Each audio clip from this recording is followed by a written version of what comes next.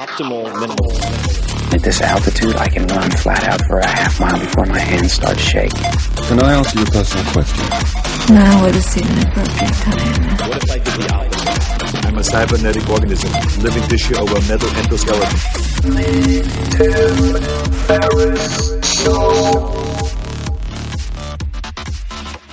This episode is brought to you by AG1, the daily foundational nutritional supplement that supports whole body health. I do get asked a lot what I would take if I could only take one supplement. And the true answer is invariably AG1. It simply covers a ton of bases. I usually drink it in the mornings and frequently take their travel packs with me on the road. So what is AG1? AG1 is a science-driven formulation of vitamins, probiotics, and whole food sourced nutrients. In a single scoop, AG1 gives you support for the brain, gut, and immune system. So take ownership of your health and try AG1 today. You will get a free 1-year supply of vitamin D and 5 free AG1 travel packs with your first subscription purchase.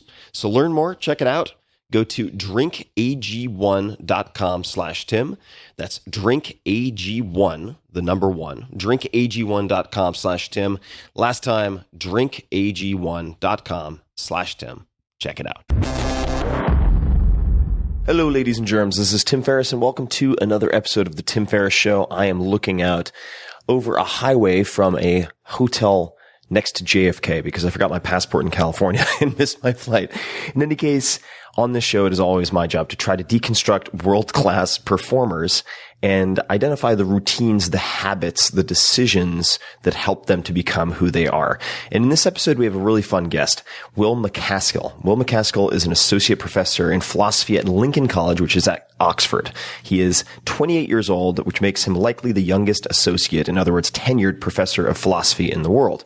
He is co-founder of the Effective Altruism movement, which I'm a huge supporter of, and author of Doing Good Better. He has pledged to donate everything he earns, over $36K roughly per year, to whatever charities he believes will be most effective.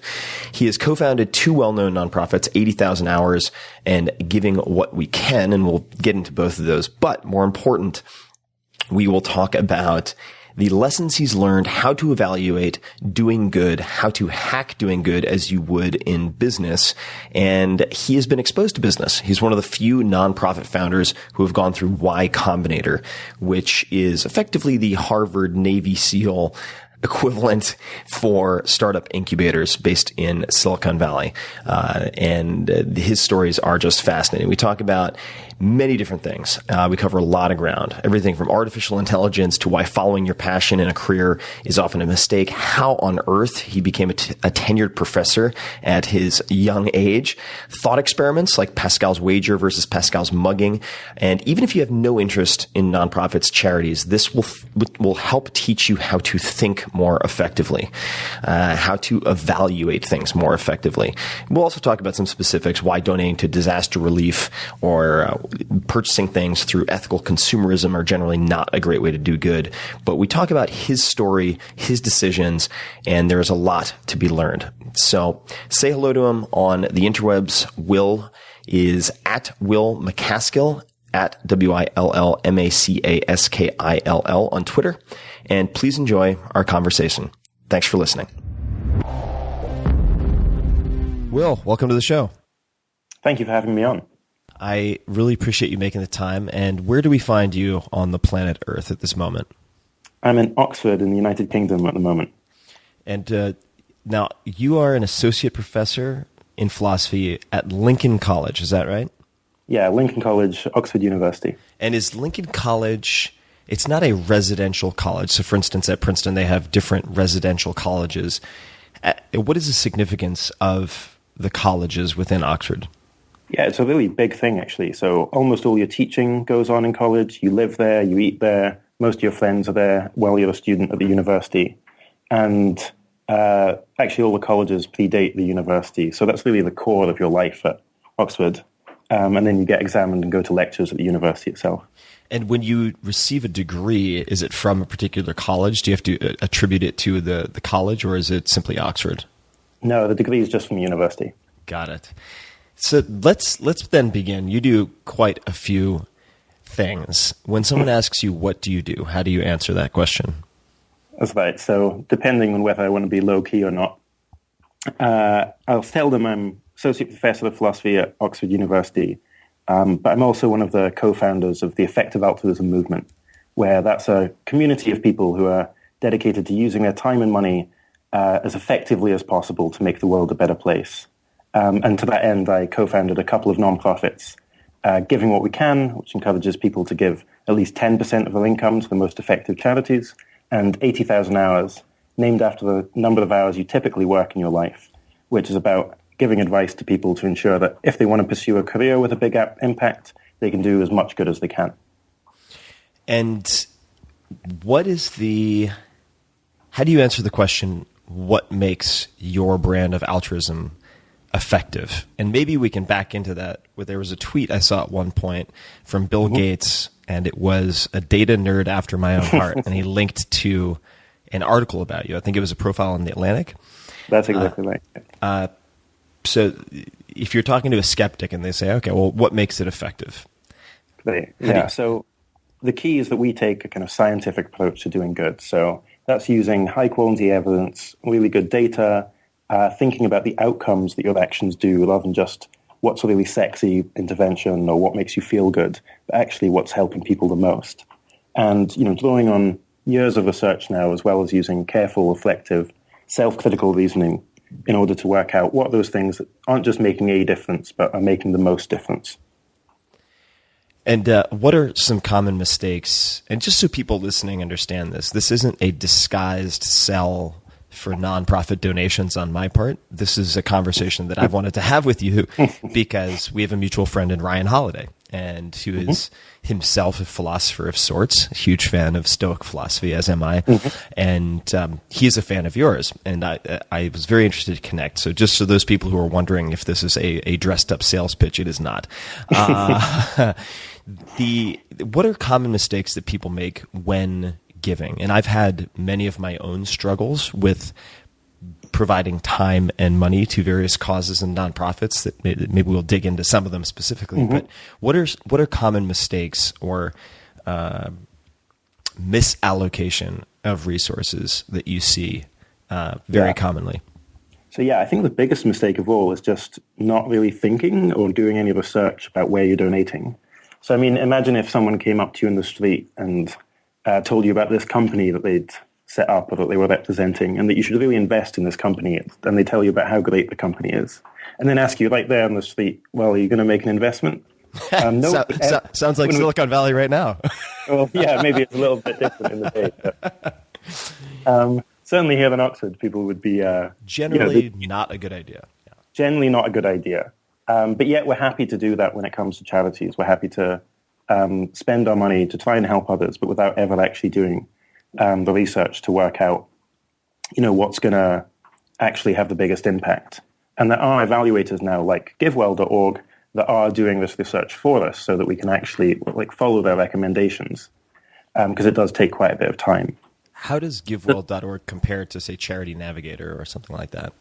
Yeah, there are really big differences. So Charity Navigator focuses just on kind of the financials and just on the aspects of the charity itself, where one core part of it is how much does the charity spend on overheads? Right. What's the percentage spent on administration? But that's not a great metric, because imagine you've got some really lousy program.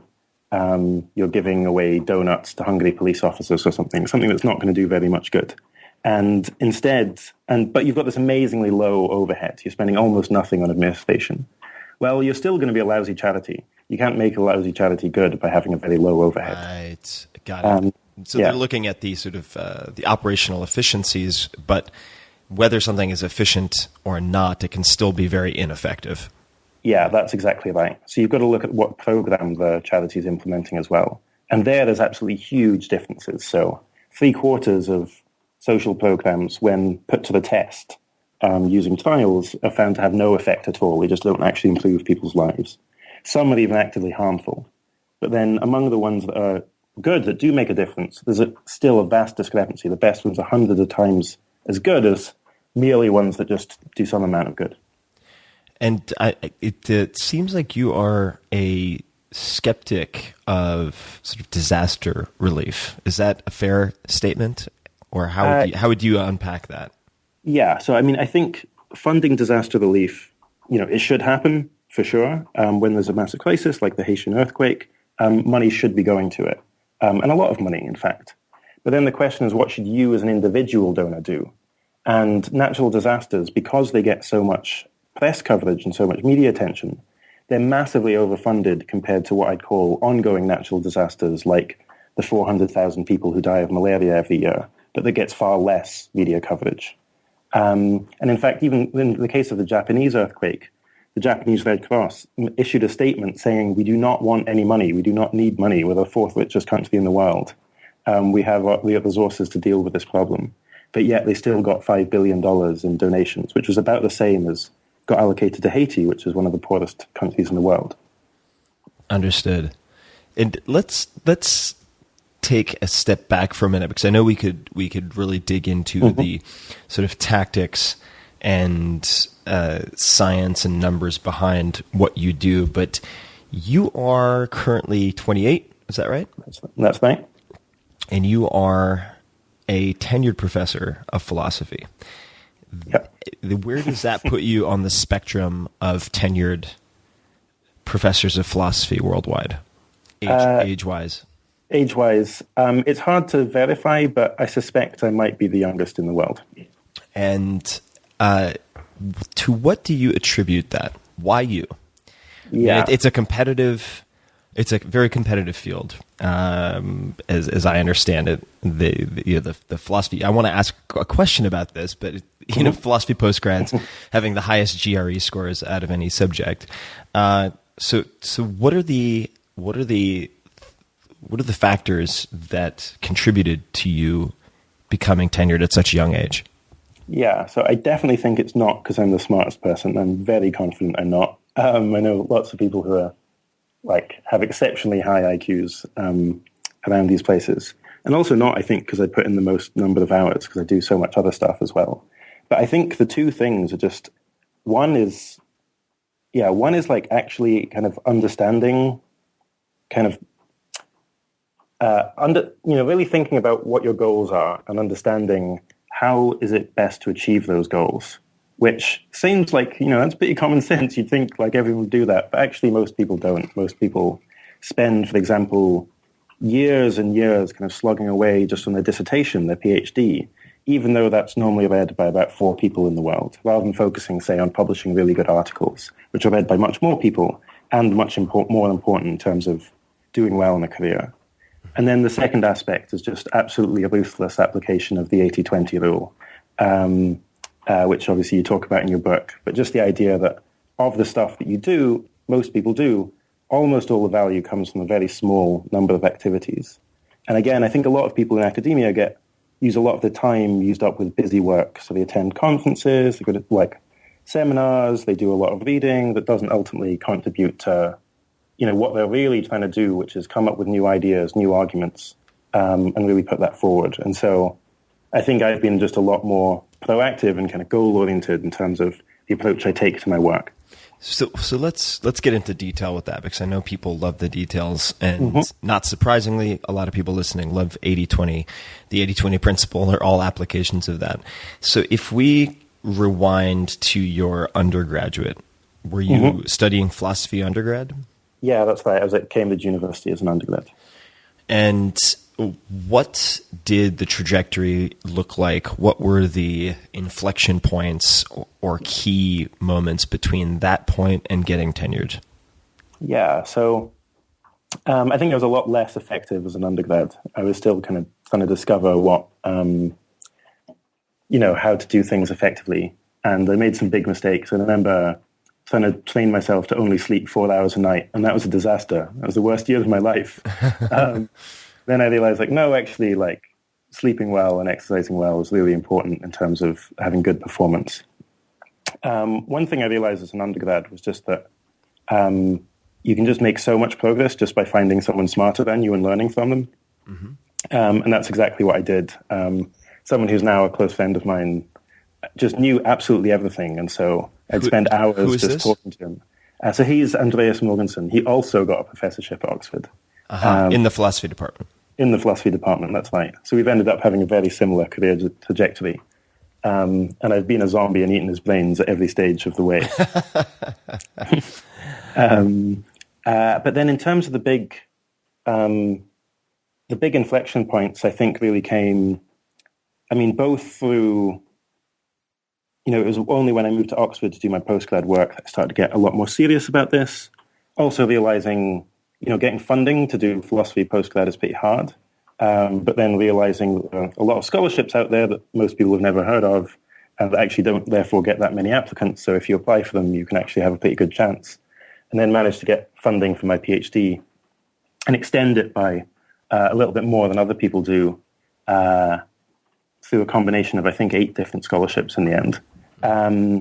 And so doing that, and then the big thing was just from the outset of starting a PhD thinking, okay, well, philosophy is incredibly competitive. If I do want to do this as a career, then I've really got to know what's actually expected of you. Like, on what basis are you going to get hired as a professor?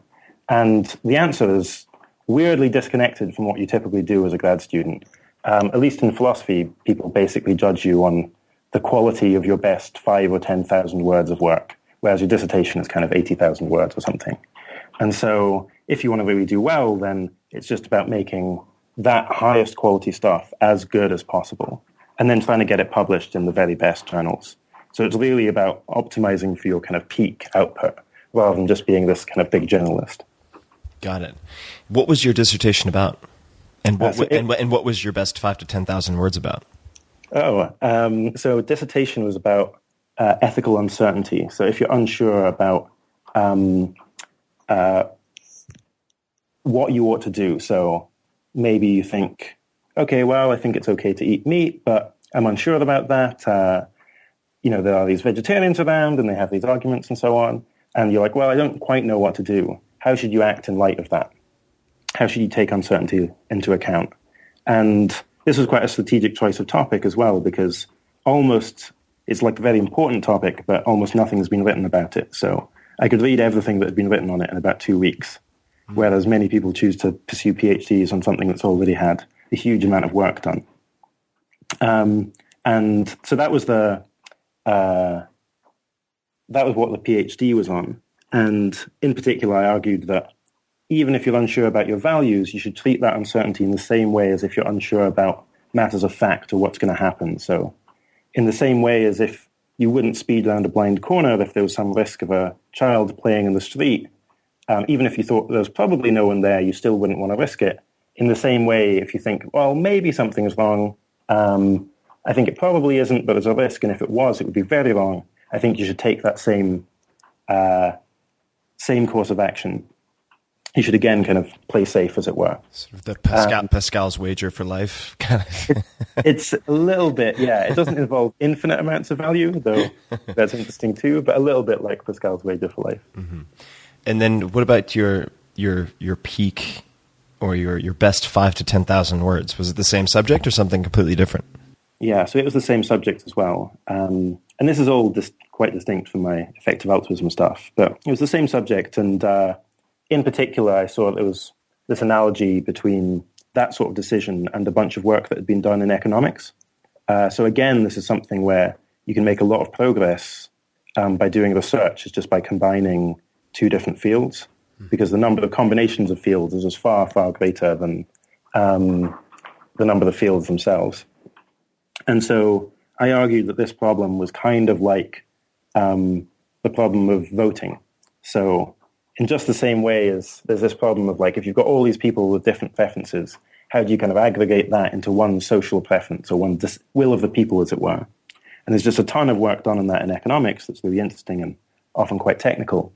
And I said that was kind of the same as the decision under ethical uncertainty. It's like you've got all these different ethical viewpoints, and they're like different voters.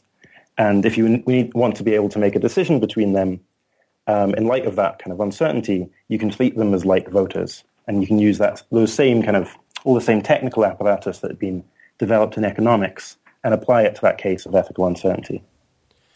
So you mentioned Andreas Morgenson.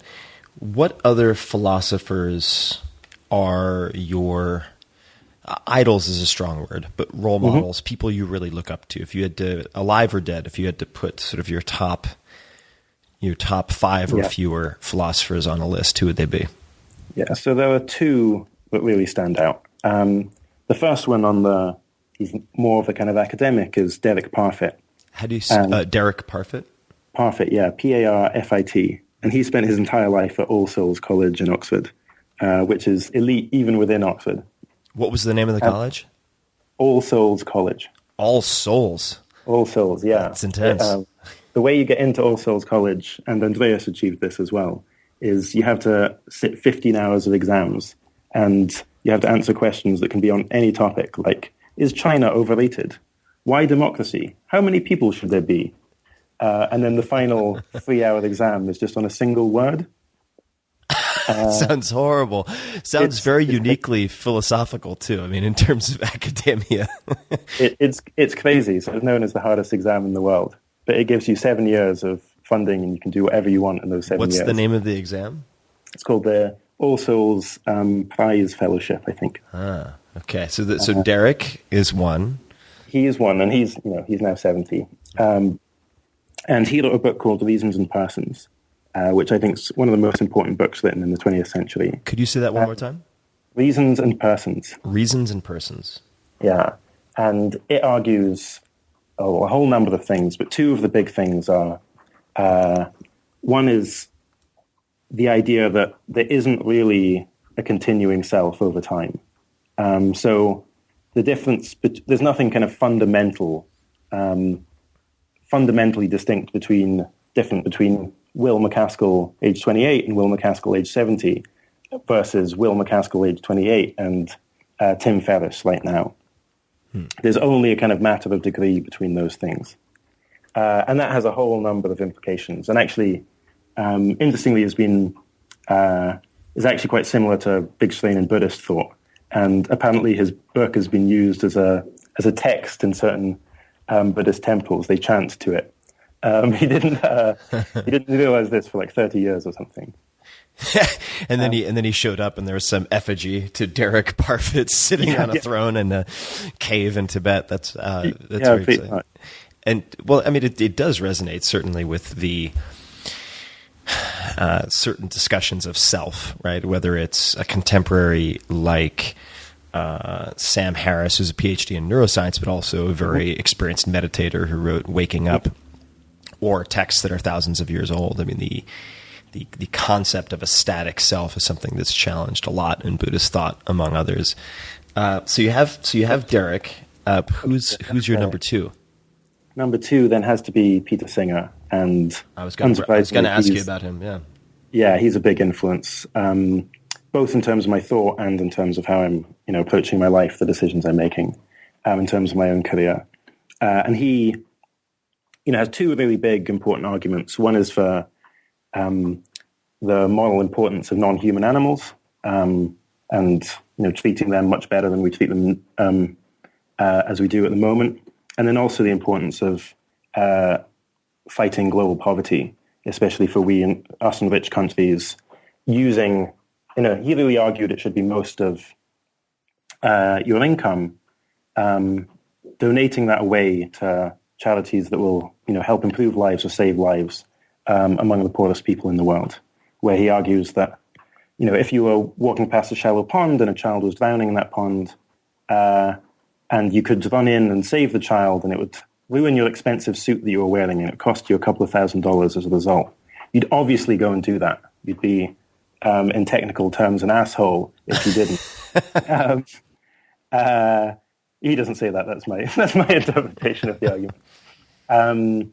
But if so, then what's the difference between that and the life that you can save in Malawi right now by distributing insecticide-treated bed nets to save the child from malaria? And he argues there isn't a difference. And he was immensely influential, so sold millions of books and, caused a large number of people to really change their lives, including myself. Now, do you? So I am a Peter Singer fan, and I think that most people who protest against or picket against Peter Singer haven't read his work. and certainly he has controversial stances, but I remember when he came to Princeton to teach and there were people picketing and rolling out their disabled children and so on because they were, I think, sort of adopting bastardized versions of what he had said from media. So as much as I like Peter, I would propose, well, this isn't about me. Let me ask you, do you think it's really the same? In so much it's walking in with a suit and rescuing a drowning child versus saving a potentially sort of faceless child across the world, of which there are potentially millions, right? And the reason I bring it up is not to say that people shouldn't do it, but I had a conversation with, actually, I suppose it was a Q&A of sorts with Sam Harris about the, I think it's called the trolley scenario, and I'm not sure. Do you know what I'm talking about, right? Where so those people who are not familiar with this, the hypothetical thought exercise, which is going to have a lot of real implications when we're using autonomous vehicles and programming AI and so on. So, philosophy is suddenly a lot more relevant, or some of these thought exercises more relevant than they maybe would have been imagined to become.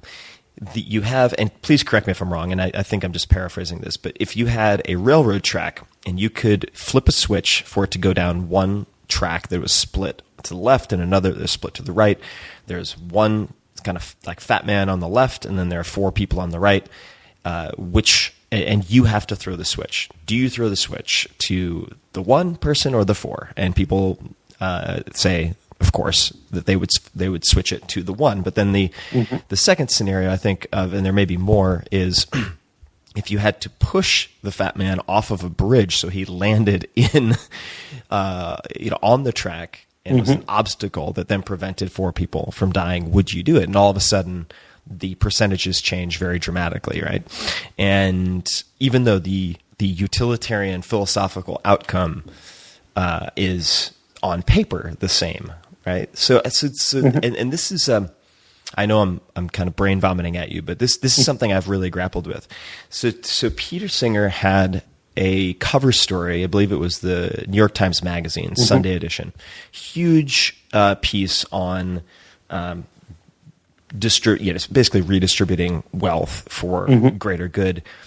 Yep. And yet I couldn't necessarily point to a huge change in donation behavior after that article. So why don't more people donate, right? Because if I looked at my 10 friends, a given 10 friends who I would consider good human beings who have money, they would save the drowning child, but they're not going to send, for the same reason that I think that they're afraid of opening the floodgates. If they donate to one child, does it not then follow they should donate all of the money that they have to save not one child, but as many as they can afford to save? And then they get themselves into a very hairy position where they feel like they can't enjoy the fruit of their labor because of the guilt that they feel. Does that make sense? So how do you address that? I mean, this is something that I've grappled with, and I know friends of mine. I mean, I have friends who've had to basically check out and basically do therapy, who've been in nonprofits for a long time, because they get to a point where they'll have dinner with a friend and they're like, for the amount you spent on that bottle of wine, you could have saved a life in Malawi. And the friend's like, that's a real dickish thing to say, I know a lot of people who've worked in nonprofits and gotten very disillusioned, very burnt out. Yeah. So how do you think of addressing that? Yeah. And so actually it is kind of indicative, because Peter Singer was making these arguments since the early 70s, really. And there wasn't that much uptake of them until Toby Ord, another academic at Oxford, and I set up Giving What We Can. That was in 2009. And we were saying, okay, give 10%. And I think there were a number of changes. So one is just that, we emphasize this concrete number, 10%. And some people go further than that. Some people give 50%. I'm aiming to give away most of what I earn over the course of my life. So that was one thing. Second was presenting it as just this amazing opportunity rather than this moral obligation. So yes, that's way good. Peter. Yeah, that's right. So the way Peter presents this is just, you're this asshole if you don't do this. And then people are like, well, fuck you. And that's this kind of, it's a kind of natural human reaction. Whereas actually, most people really want to do good with their lives. If you could be that person rescuing that drowning child, or if you could knock down the door to a burning building and save someone from inside, you'd feel like a hero. You'd feel great about yourself. And actually, that's the situation we're in. We're in this situation where you can do huge amount of good at little cost to yourself, maybe even actually, given the psychological evidence, benefiting yourself, because giving has a whole host of benefits to the giver as well as to the receiver. So it's actually this amazing opportunity we have. And then secondly, I think the reason we don't give is just because a lot of psychological biases. So I remember when I was thinking about this, I just thought, well, I just don't want to be a sucker. Everyone else is, getting ahead. They're being really ambitious. I was ambitious myself. I don't want to be holding myself back by spending all this time on nonprofit stuff and giving my money away and, falling behind my peers. Whereas we've built up this community, the effective altruism community, where everyone's kind of self-reinforcing. You get really praised for doing more good or doing it more effectively. And it's this really warm welcoming. It's kind of new peer group, a new part of your identity. And I think that can really help overcome a lot of the reservations that people have. And then I think the final thing is just in terms of the impact people have. So obviously there's a huge debate about how effective aid is. And I think it's reasonable for someone who's only vaguely heard about this stuff to think, oh yeah, well, if you just donate, doesn't all the money get wasted? Because it's true that in very many cases, the money is squandered, the money is wasted, there's no impact. But then by us actually doing the research and saying, no, look, if you do this, if you give money to Against Malaria Foundation, distribute long-lasting insecticide-treated bed nets, for $3,500, statistically speaking, you will save a life. Huge number of trials have been conducted on this to show the efficacy of bed nets. We can answer all your questions. Then it's like, okay, this isn't just this kind of Pascal's mugging situation where maybe I'll save a life, but I don't really know what's going on. Actually, I know exactly what my money is going to go and do. And, it's still, the child you save, you still will never know, but they become a little bit less faceless. It's a little bit more concrete what you're actually going to achieve. Did you say Pascal's mugging? I might have said Pascal's mugging, but do you know about that thought experiment? No, I don't. I'd love to hear that, though, because that should be the title of your next book, I think. Okay. Oh, my God. I would love to write about Pascal's mugging.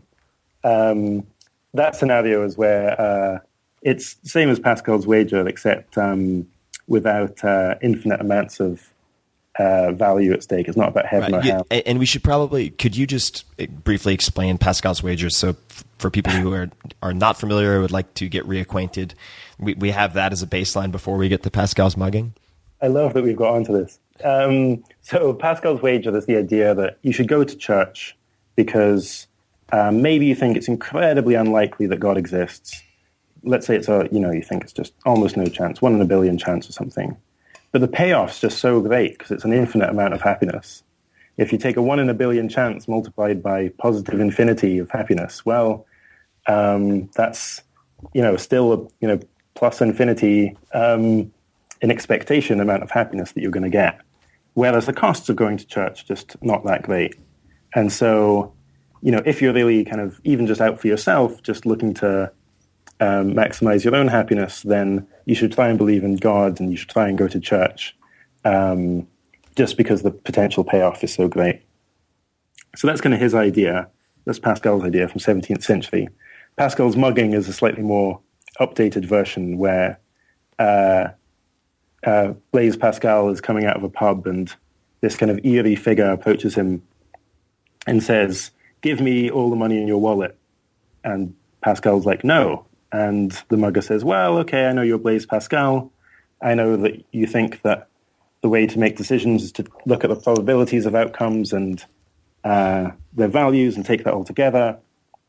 And if you give me the money in your wallet, then I'll come back tomorrow and give you any finite amount of, happiness or money or anything you could possibly want."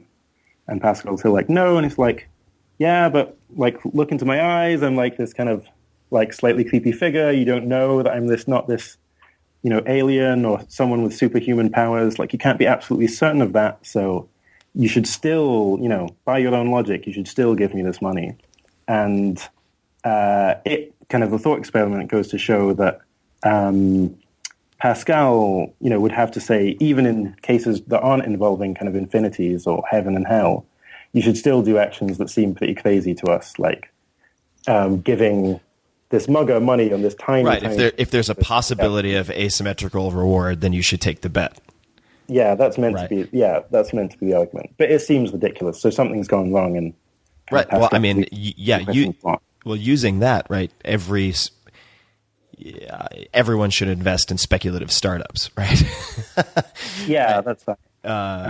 Pascal's mugging, I love it. I would love for like a drunk hipster to try to mug someone with that approach in the mission. I'd be curious to see how that turns out. Certain communities in the Bay, it might work. It might.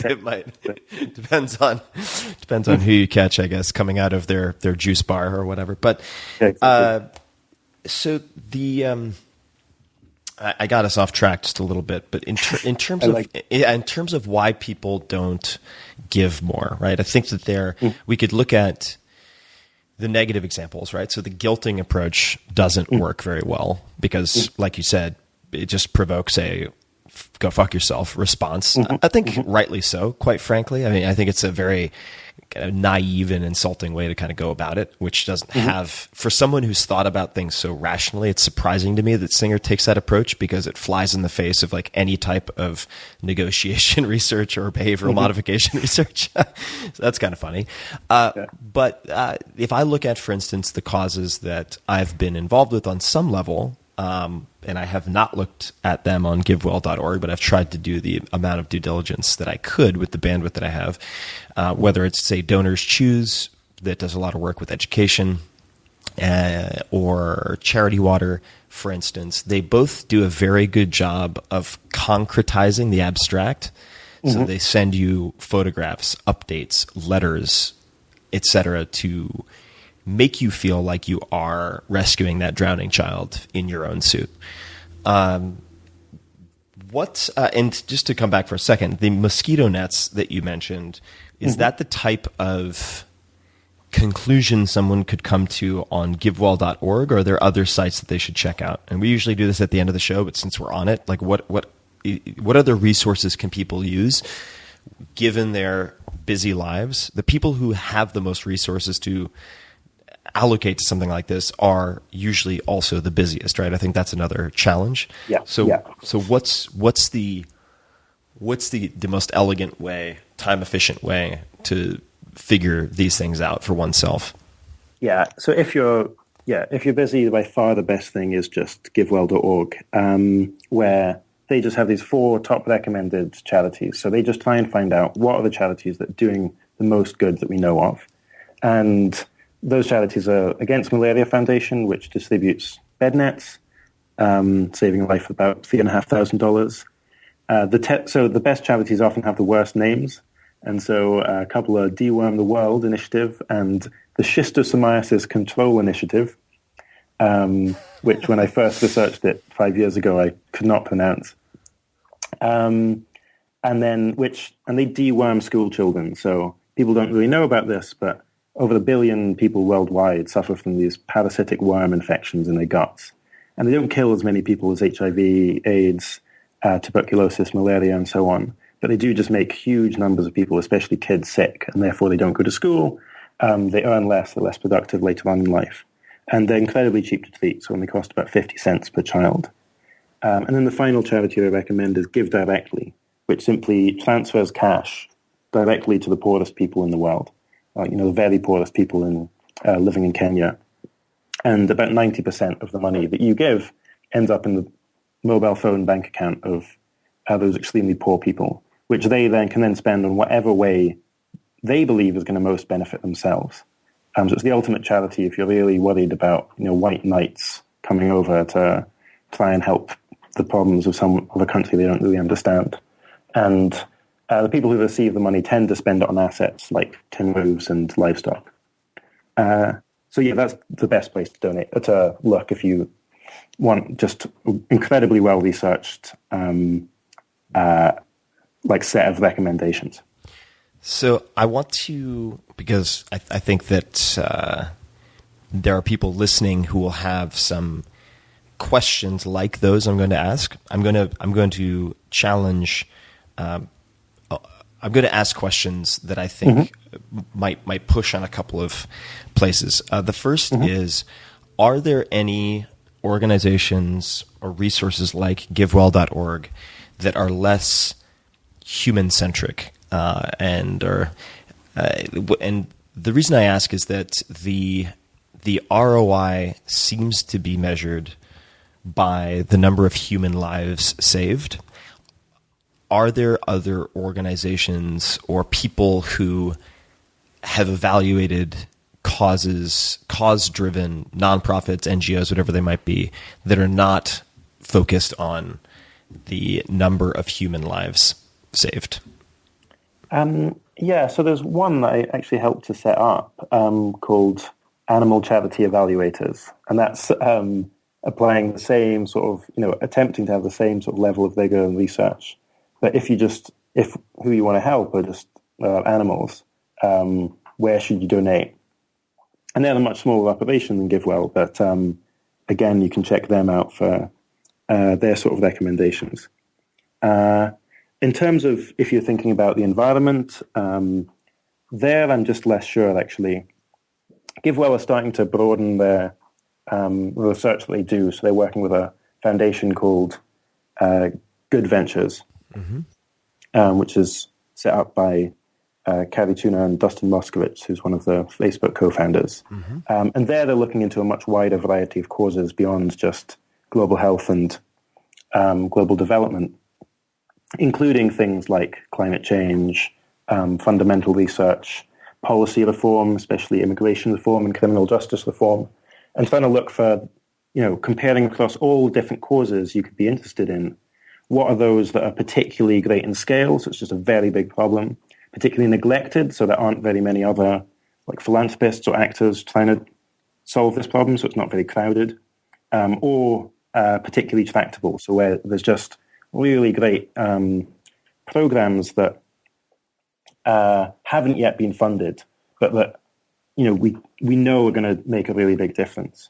And some of the ones they're championing are, improving conditions of animals in factory farms, improving immigration policy, improving criminal justice policy to reduce the number of people who are incarcerated, while at the same time maintaining the same level of, or better levels of public safety, and then also risks of kind of global catastrophe from new technologies or from climate change or from developments in biology and so on. Got it. Thank you. Related question or quandary maybe for, I think, a lot of people listening. So if you look at a given high need population, let's just say we're looking at, you gave Kenya as an example, we're looking at Kenya. The reflex seems to be to help the poorest of the poor. Are there philosophers or philanthropists out there that you respect who disagree with that? In other words, people who say you could give $10 to the 10,000 poorest people in Kenya, but I prefer to try to identify the, say, 200 most promising young students who could become the leaders of tomorrow, and take their country, break the cycle of poverty in this country through policy reform and this, that, and the other thing as engineers, blah, blah, blah. But it's a much more expensive per person proposition, probably, right? Maybe they have to be sent to the US or Cambridge or Oxford for education, for instance. How are people thinking about that? And is there anyone who it's politically safe to say we want to focus on the poorest of the poor? No one's going to rake you over the coals publicly for that, right? But are there people who take the opposite approach, whose arguments you think have some validity or that are interesting? Yeah, so I think there are a couple of good arguments here. So one is, so in terms of the argument for focusing on the poorest, it's just because of diminishing marginal returns for money and the fact that, so in rich countries, if you're, earning above about $10,000 per year, you're in the richest, 15%, 10% of the world's population, even taking account the fact that money goes further overseas. And if you're earning above about $50,000 per year, then you're in the richest 1% of the world's population. And the poorest people in the world are only on about 60 cents per day, or the equivalent of what $1.50 could buy in the US. And for that reason, additional resources to them just make such a much bigger impact than additional resources to people in richer countries. In my book that just came out, Doing Good Better, I talk about this as the 100-fold multiplier. A dollar, to me, is going to do less than 100th as much good as a dollar going to some of the poorest people in the world. But I think there are a couple of ways in which there can be things that, focus on people that are already comparatively well off, that can do a huge amount of good. And that's, one is kind of through research and innovation. So if you're increasing that. So a huge amount of good has been done in the past through developments in science and technology and medical research. So mobile phones got developed by Motorola in the 70s, and now across sub-Saharan Africa, the majority of people own a mobile phone. So you do get this kind of over the long term trickle-down effect as a result of research and innovation, and that tends to get underfunded by the market. And then a second thing is if you can kind of harness these incredible resources, which are these very talented or very ambitious or more well-off people, and kind of direct them in a way that's going to do more social good. So that's, the approach 80,000 Hours takes. My nonprofit advises on career choice. We explicitly, we're a small operation, we need to focus, and so we focus on those elite students, the kids coming out of Ivy League schools. Not because we think it's important, comparatively important to make Harvard grads a little bit better off, but rather because they're the people that are really going to be the leaders of tomorrow. They're going to be shaping the world. You want them to be doing more to improve the world, both by having more kind of motivation to do good and using that motivation in as effective a way as possible. And so those are the couple of ways in which I think you can do a lot of good by, focusing on areas other than the very poorest of the poor at the moment. And there's an organization that I'm involved with called QuestBridge that people can check out if they're interested, that I think is sort of along these lines, and it complements in a way the underserved students that I work with vis-a-vis Donors Choose. But Reid Hoffman and others are on the advisory board for QuestBridge, so people interested can check that out. Did an interview with Reid Hoffman for this podcast that discusses that on some level. If we wanted to convince people to help others, but to do it through pure self-interest, how would you go about doing that, and what would the form of giving look like? So, in other words, if you can prove to someone they will be happier if they give enough to save the life of one person per year, for instance, right? I think we're going to get into Andreas a bit.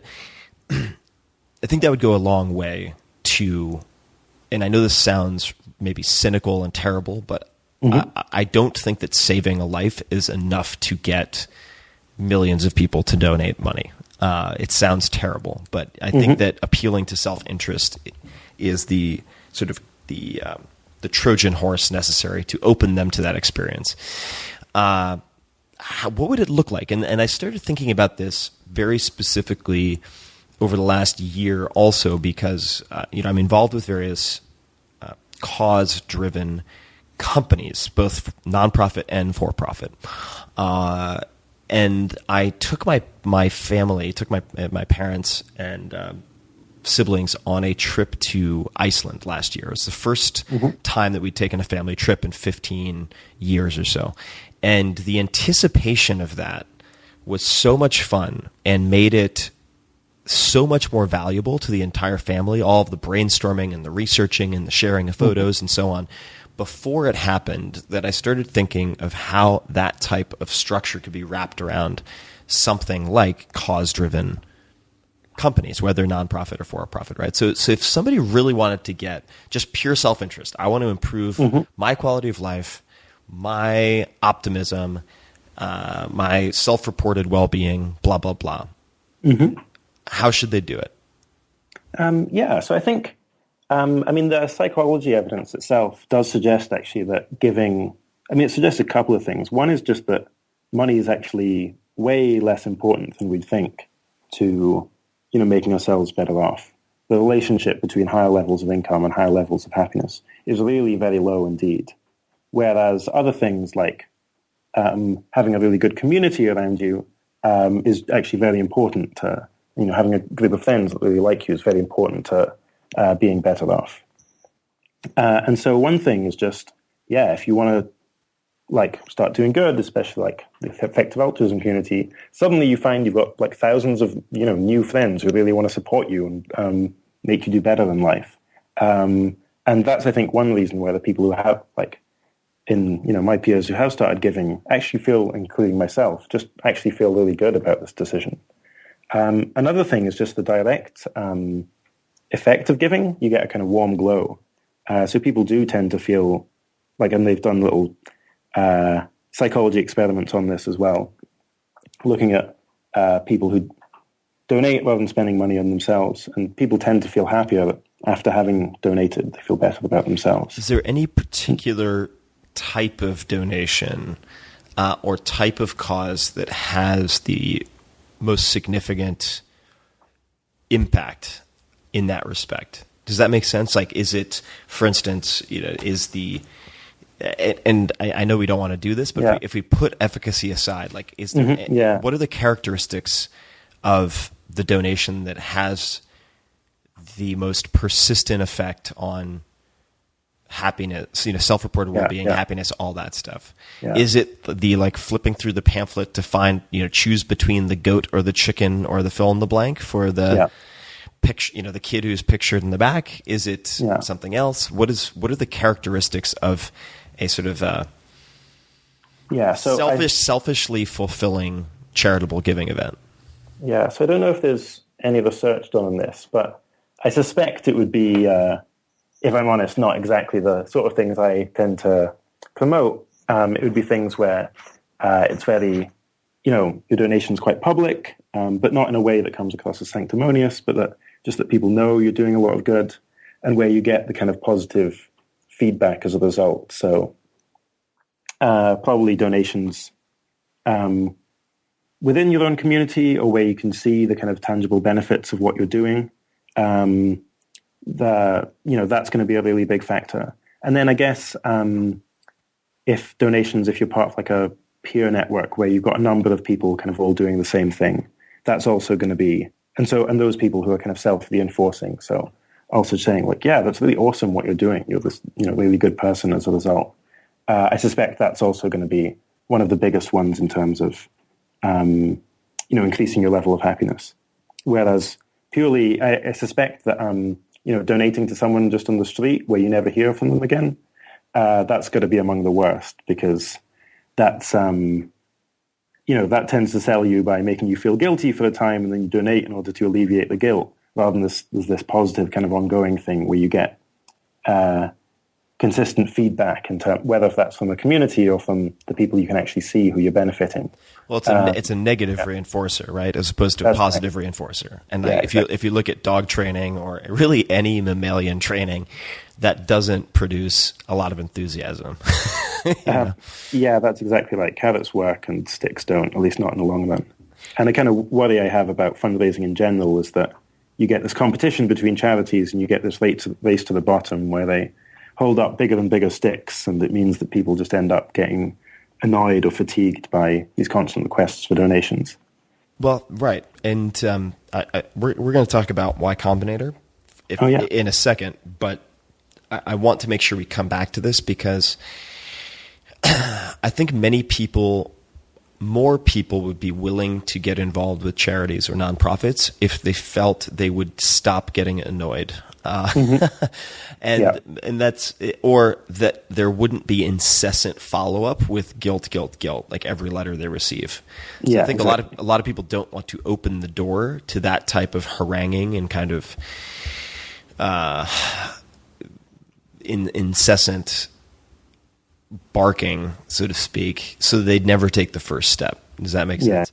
Yeah, no, that's exactly right. Well, you know what? Let's just cover it now. If you could make a plea or a suggestion to people involved with nonprofits out there and say, stop doing this, this, and this, start doing this, this, and this, what would be on those lists?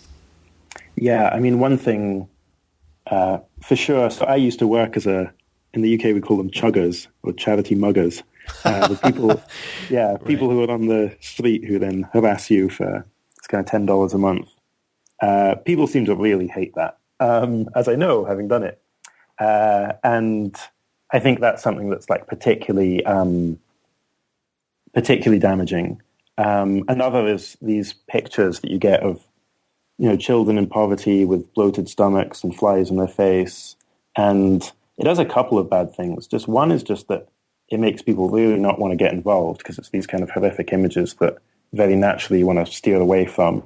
And then also just paints this really bleak picture and kind of quite disrespectful picture of people in poor countries as those who are just helpless. Whereas I think if you were, like you say, doing positive reinforcement, so instead you're like, hey, this person donated $1,000 and was able to deworm 2 whole schools. Isn't that amazing? That's like much more compelling. And if you could get charities to kind of band together to have that approach, then I think you do a lot more good. And then I think the second thing would be in terms of the amounts that are asked for. I think there's also a race to the bottom in terms of different charities wanting to ask for less and less because if you've got a choice, one advert's asking me to give $10 a month and others asking me to give $2 a month, I got the same feeling of guilt and I could resolve it either way, then I'm going to donate for $2 a month. But I think that's just not an appropriate reaction if the images they're showing you are of these starving children. And so again, I'd rather if we campaign to say, the amount you should give is 2%, everyone should give 2%, and then, it's up to you where you give it, but that's what you should be aiming to do. And then it's just this one-off thing. It's just this one campaign. You don't get asked in all these... Because, this is part of classic bit of social psychology is you want to disaggregate costs disaggregate benefits and aggregate costs, where kind of getting asked to make a donation is a kind of cost. It can be a bit unpleasant. But then you want the benefits, the kind of rewards you get to be as recurring as possible. And so having different charities saying, look, this is the standard, 2% of your income, or, maybe you could try for more, but that I think would be a decent amount to publicly say. Then I think people could, and you can make a huge difference with this. I think people could really get behind that and would start to have a more positive view of charity and trying to help others. Let's segue to Y Combinator. So Y Combinator, for those people who are unfamiliar, it's like the Harvard All Souls Navy SEALs of startup accelerators. And they would dislike the term incubator, but a lot of people have a better familiarity with that. People apply, very few get accepted, and there's some huge companies that have come out of it, Dropbox, et cetera. Mm-hmm. You participated in Y Combinator as a nonprofit, which I think is unexpected to many people, or seems like a mismatch. Can you describe how you came to apply and get accepted to Y Combinator? Tell me the story of how that happened. So the charity was 80,000 hours. That's the career advice one that went to Y Combinator. And we had been doing research into different career paths, and one we recommended really highly actually was tech entrepreneurship. And that's for a few reasons. One is because we think that early on in your careers, you should be really just trying to think about the long term. You should think about trying to build up yourself as a person, your skills, your network, your credentials, how much you're learning. And trying to run a startup is, one of the best things you can possibly do for that. Or being in the early stages of a startup as an early employee. It also has potentially great payoffs in terms of the good you can do through entrepreneurship. I can tell you about some really amazing companies that are doing incredible things to improve the world. And then also, if you do get really big, if you have founded a Dropbox or an Airbnb or something, then you have huge financial resources that you can use to make an absolutely massive difference, like as Bill Gates has done. And so we were promoting that quite heavily, and that meant that when Y Combinator started to say, okay, we want to do nonprofits, we're going to open the doors to nonprofit applications where they'll just give a grant instead of an investment. A lot of people then contacted us, and we thought, yeah, this is just a perfect fit. We have the same sort of mentality. So the nonprofit space can be very stale, very unambitious, very unoriginal, whereas we want to be really big. We think we can give the best advice in the world for people who want to make a difference with their careers, and we think like we want to reach everyone who's graduating from university. So we have big aims. We're focused on numbers. We actually are thinking in quite a similar way to a for-profit startup. Y Combinator does seem like a really pretty good home. So made the application, and it's a very funny process because there's the application form and a 1-minute video. So everything is incredibly condensed in terms of what the partners actually review. Application form and a 1-minute video of yourself. And we just got drunk and filmed it. What are you supposed to put in the 1-minute interview, or the 1-minute, video? You incepted me. What is the content of that 1-minute video supposed to be? Yeah, so in that 1-minute video, you talk about, you can talk about anything. Sometimes it's just a conversation between the founders. But for us, we talked about, actually included the warm-up that we were doing to get ourselves psyched up for a couple of 20 seconds. It was just us singing. But then talking about what exactly 80,000 Hours does, what's the problem, how are we going to grow, why do we think we're a team that's good enough that we're actually going to be able to become an absolutely massive organization. That was kind of how we approached it. But the key thing is just, and this is amazing how often founders fail to do this, is just actually conveying what you do. Because you get the curse of knowledge where you're so invested in this project that it's, you've got so much detail and so much on your mind, but then when you actually try and convey it to someone who isn't as familiar, then you completely bastardize it and people have no idea what you actually do. Yeah, you drown them in the minutiae and they can't see the big picture. Yeah, exactly. And this is something that the Y Combinator partners were so good at. Every single week we just have to give the 1-sentence description of what we do. And for us, it's 8,000 Hours gives career advice for people who want to make a big social impact in their lives. So just actually explaining that and explaining exactly how you do it is just was absolutely the key thing. And when were you at Y Combinator then? So yeah, we were the summer batch. So just the last 3 months of the summer, basically June, July, August. June, July, August 2015. That's exactly right. What were the most important things you learned or skills you developed at Y Combinator? Yeah, so the whole thing felt like this exhilarating learning experience, a whole new lens on how you build something to get very big. So a lot of great pieces of advice. One is just to focus on the product basically exclusively. You'll constantly be tempted to spend your time doing things that make yourself look cool to your friends and family, but that aren't actually making a better product and that aren't therefore helping with growth. So, you tend to do press. You'll be tempted to hire a lot of people because then you can say, oh, well, we've got 20 people on the team. Whereas hiring actually just takes a lot of time away from just trying to build a better product. Yeah. The other thing is just picking your metric. So for us, that's the number of people. Ultimately, that's just the number of people whose plans we've changed in a very significant way. And focus on growing that metric by 10% every week. So, we'd been growing at something like kind of doubling in size every year, and that makes us in the top 1% of charities, I think. 10% every week, that's 142 times every year. It's just a totally different kind of level of ambition. And that really gives you focus so that you're ensured on doing just what's going to make your company, or in our case, charity, bigger and better every single week, and just doing whatever it takes to hit that 10% growth target. Yeah, that focus on product in all of, I have about 40 angel investments now. And if you look at that sample set and pick out the biggest winners, and some of them are on paper still, but a lot of them have already had large liquidity events.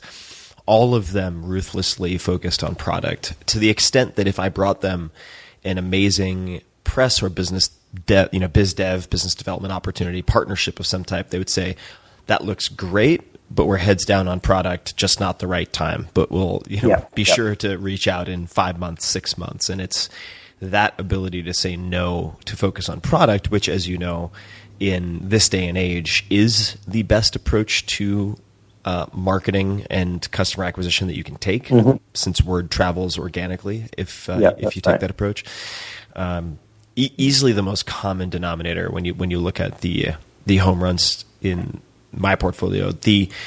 I'm going to come back to YC in a second, but you mentioned startups making a big difference. And one of the startups I'm involved with, for instance, is Duolingo. And Duolingo now has, I want to say, 100 million plus users who are learning languages for free on Duolingo. And the founders include Luis van Aan, who was the effectively creator of CAPTCHA and reCAPTCHA, which was sold to Google, and it's a very brilliant model. I mean, they're pulling real content offline or from clients who are paying to have things translated, and using the crowd to translate while simultaneously teaching them different languages, right? So ostensibly, you end up in two very interesting positions.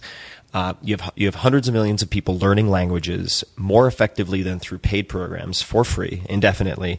And then you also have the ability to generate revenue through translation and certification and other things. And then you also have the ability to rapidly translate. So you could crowdsource, say, turning Wikipedia into some lesser known language in 50 hours of total time, which would be, of course, thousands or tens of thousands of hours of human time, but it would be simultaneous through this program, right? So they are, I think, going to have and are having a huge impact. What are startups that come to mind for you, for profit, that are having a huge impact? I mean, I think that's a great example. And one of the things with for-profits is you can just get so big and get so big so quickly. So being able to reach 100 million people, it's absolutely phenomenal and quite hard to do if you're functioning as a non-profit, because you're constantly having to fundraise. My favorite example of a for-profit company making a really big impact, again set by someone in the effective altruism community, is also Y Combinator alumnus, is called Wave. And it makes remittances cheaper, basically. So globally, remittances that are sending money from a country that you've immigrated to back to your home country, which is typically poorer, but to your family there. So it's an absolutely huge deal. So it's about $500 billion are sent in remittances every single year. And compare that to overseas development aid spending, it's actually, remittances are several times as great.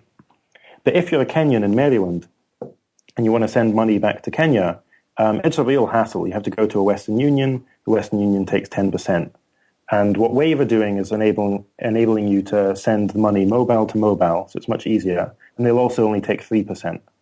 And they're growing phenomenally fast at the moment. They've already got thousands of users and tens of thousands of users, and are moving millions of dollars, even though they only just set this up, only launched about 6 months ago. And the potential there, if you just do the math, if they're able to really make a significant change to the amount of money that's being that's flowing to poorer countries in remittances, it's just tens of billions of dollars every single year going from richer countries to poorer countries. and kind of not getting taken by these middlemen companies. So it's got an absolutely astonishing kind of opportunity to have a really big impact. So if you reflect back on your time at YC, as the kids call it, what were the most common debates you had with other participants in YC or with the partners? Yeah, that's a good question. Yeah, I mean, one thing that was very common was how much time to spend on things that are going to grow your user base rather than product. So they said, I said the advice, just always focus on the product. But then there's always going to be exceptions, and you always wonder, well, is this one of these exceptional cases?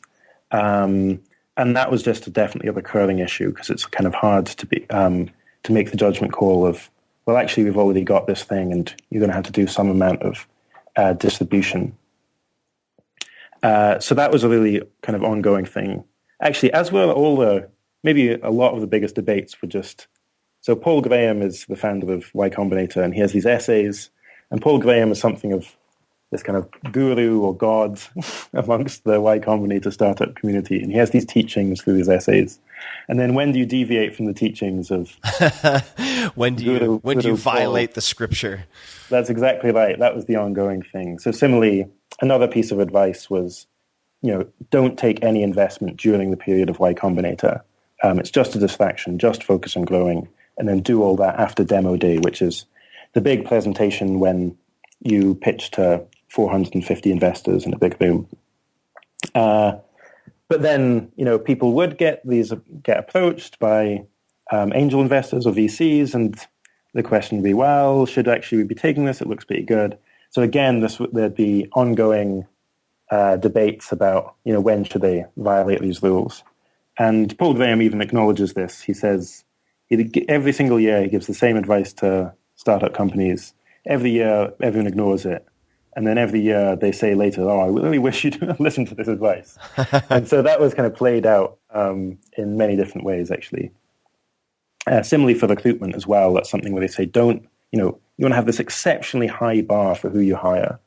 And you either want to be spending all your time trying to hire, because getting the best team, especially the early team, is just so vital. It's the most important thing, that if you're going to be doing it, it has to be absolutely full time. And the Airbnb founders, it was 6 months before they hired their first employee, just because they wanted them to be so good. But again, there'd always be these questions, well, we could do more if we hired someone now. Is this one of these exceptional cases where we should violate that rule? So that was the kind of theme in terms of the debates or things that were on people's minds. Yeah, that's another one where Pascal's mugging will kick you in the nuts, right? Because if you're like, well, there's a 1% chance that they could be the Michael Jordan of exactly what I need, so let me hire them. I mean, that's a like a kamikaze run exactly. at a ship. So you have to be very careful. Where do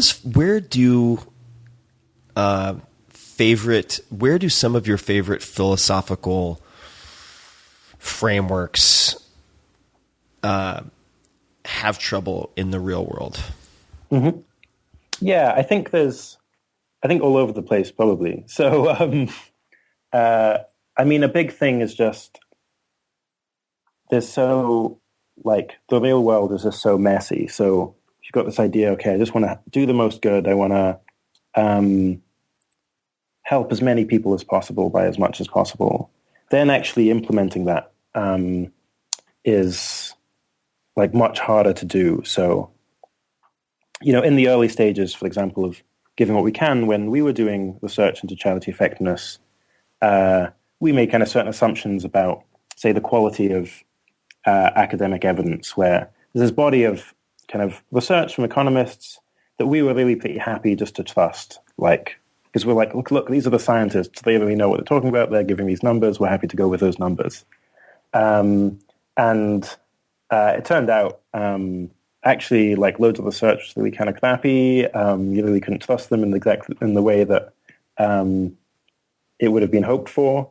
Instead, you've just got to go a lot more with very in-depth, independent investigations of the evidence yourself.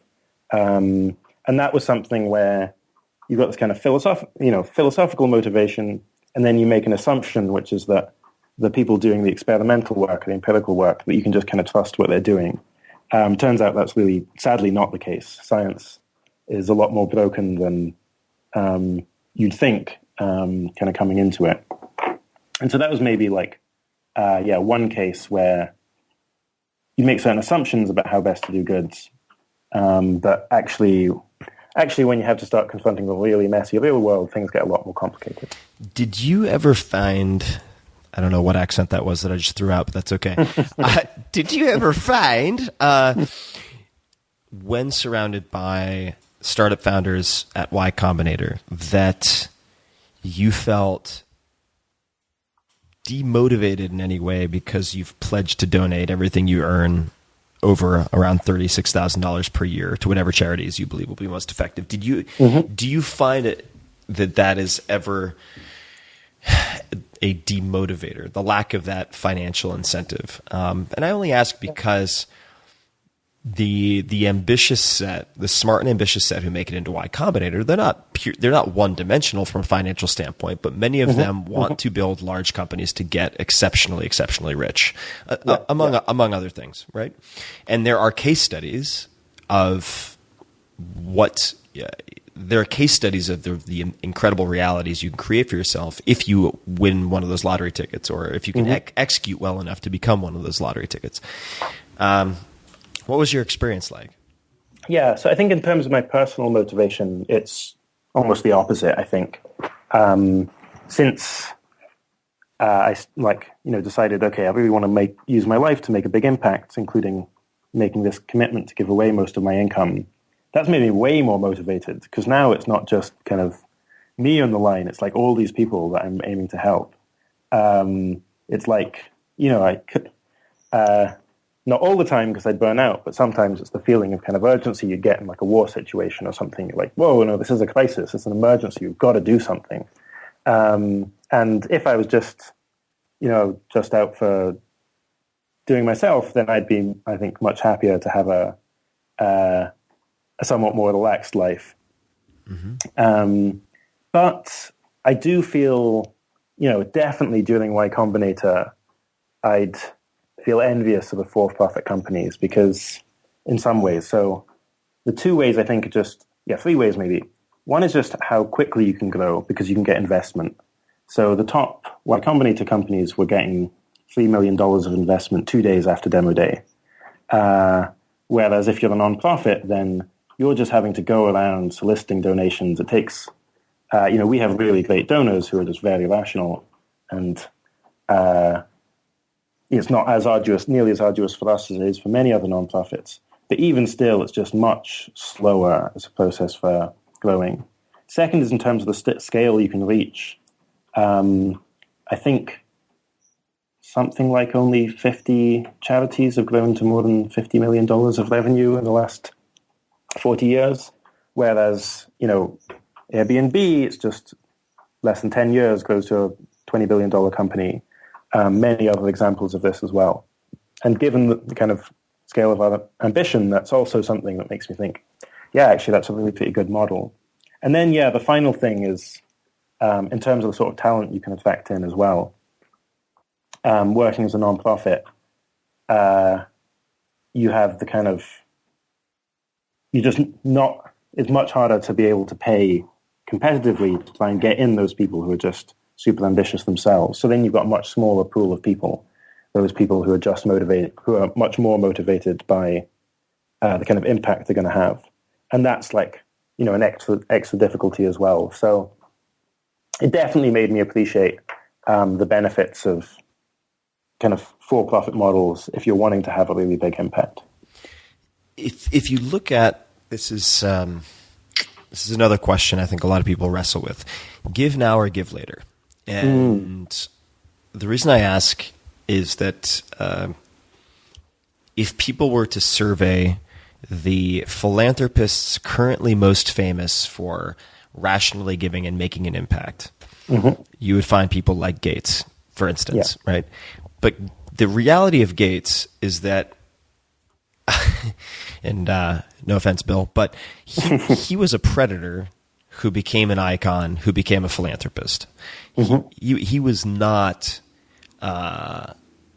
You would not consider him an altruist for the first few decades of his career. Yeah. And so there are people. I actually had someone say to me not too long ago, Mother Teresa was a narcissist. Bill Gates, with a strike of the pen, can do 100 times more than she ever did in her lifetime. And therefore, if you have even a small likelihood of developing the sort of dynastic wealth of someone like a Gates, you're better served rather than kind of shaving off speed by donating along the way to focus all of your efforts on building an empire that you can then use for the greater good. And no doubt this is not the first time that you've heard this type of thinking. How do you respond to that, or how do you contend with that type of thinking? So I actually it's such an interesting question. I often judge when I'm giving talks. I often kind of judge audiences by whether this question comes up. Because if it does, I'm like, this is a good audience. But no, it's so interesting. So I think firstly, I think you can do, as Gates did, just a huge amount of good by what I call learning to give, and have promoted that, where you aim to do good through your ability to donate rather than through direct contribution of your labor. And I think it's not the right path for everybody, but I think a lot more people should consider it than currently do. In terms of then when should you be donating, I think there's just a few reasons on either side. So if you've got these amazing investment opportunities that are just going to really pay off, then you should definitely take them. Where going to college is the clearest example. If you're age 18 coming out of high school, then you could just start earning money and donating it right away, but that would be a real mistake. You should definitely get a degree, especially if you can go to a good university, just because of the impact it has for the rest of your life. And actually, in general, when we give advice at 80,000 hours, we think that people really underinvest in the long term because with their careers, because most of your hours that you're going to be spending working is going to be after the age of 30, and also that's when you're more influential. So when you're running an organization rather than interning for it. Whereas a lot of people who want to do good immediately go and work in a nonprofit, where they're not going to get as good training or skills, network credentials, money as they would in other places like the for-profit world or sometimes further education as well.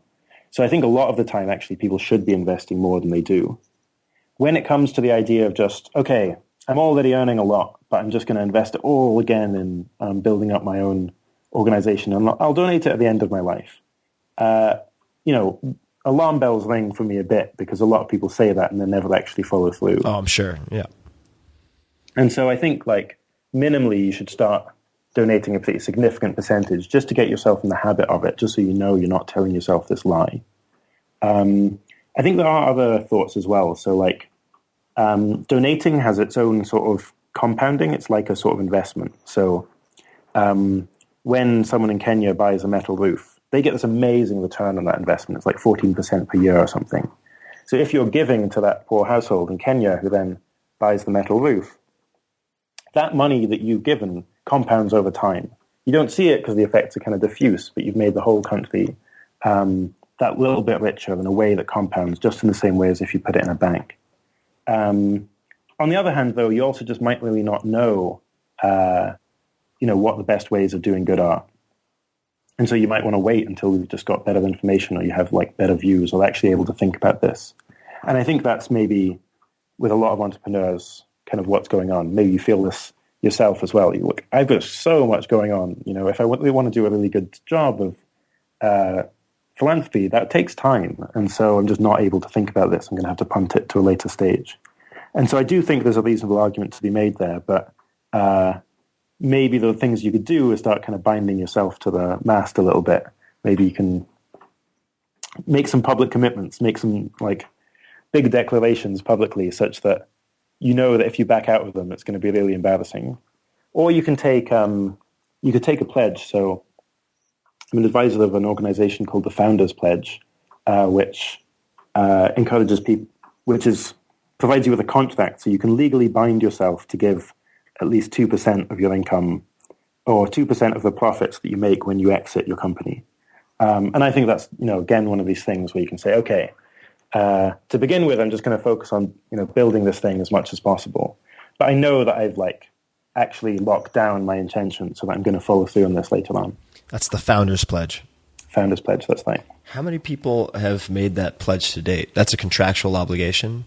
That's a contractual obligation. Who is the counterparty? Who are you contractually obligated to?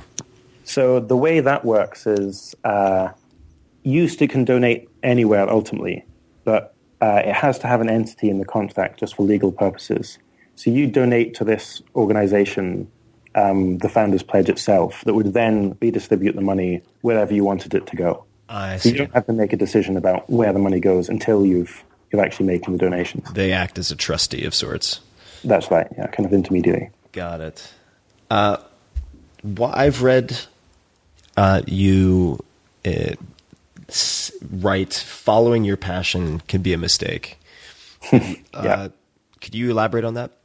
Yeah, so when it comes to career advice, there's all these slogans that go around, the chief of which is follow your passion.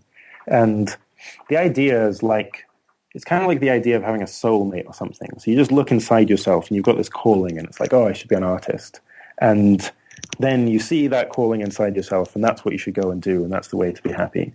And I just think this is terrible advice. And that's for a number of reasons. So one is just that most people don't have work-related passions.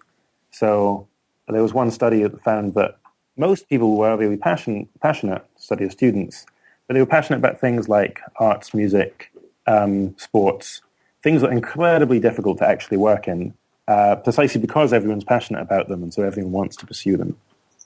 So it's not really taking the world or what the world needs into account.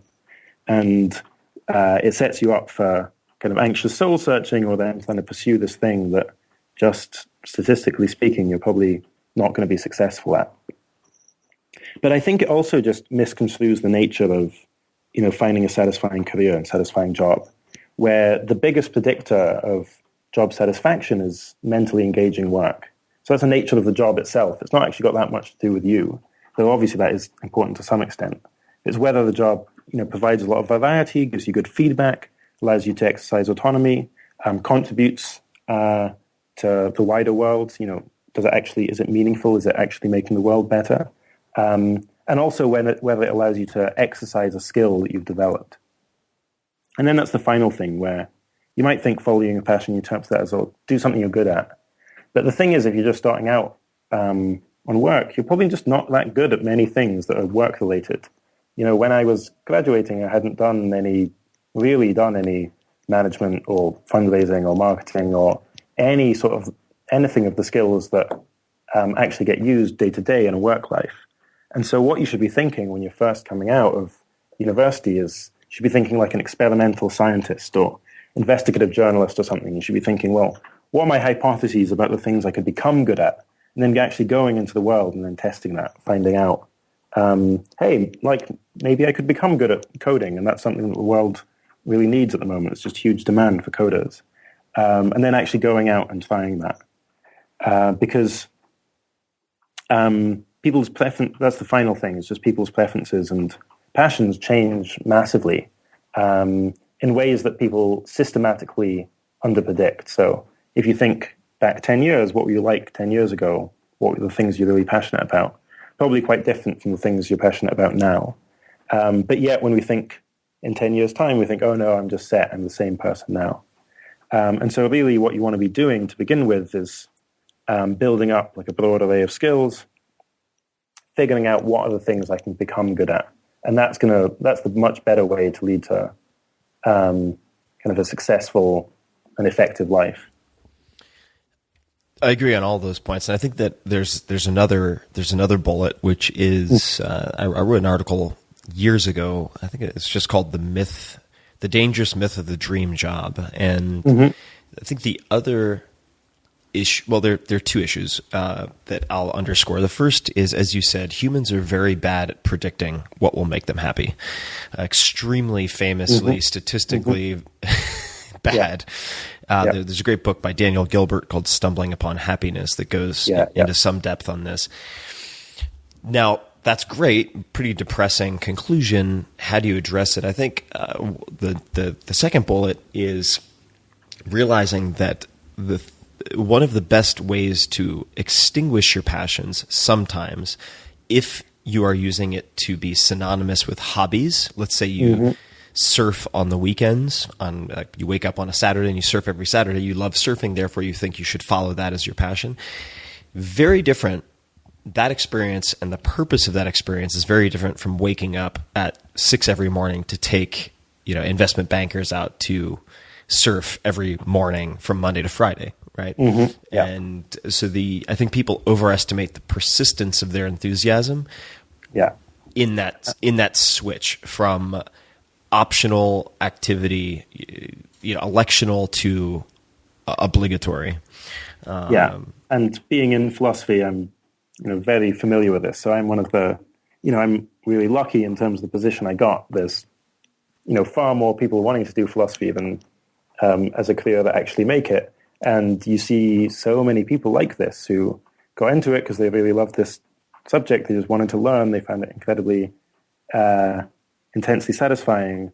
And then they find out that actually in the real world of work to do this, they've just got to jump through loads of hoops and do loads of networking and bureaucracy and admin just as if they were in any other job.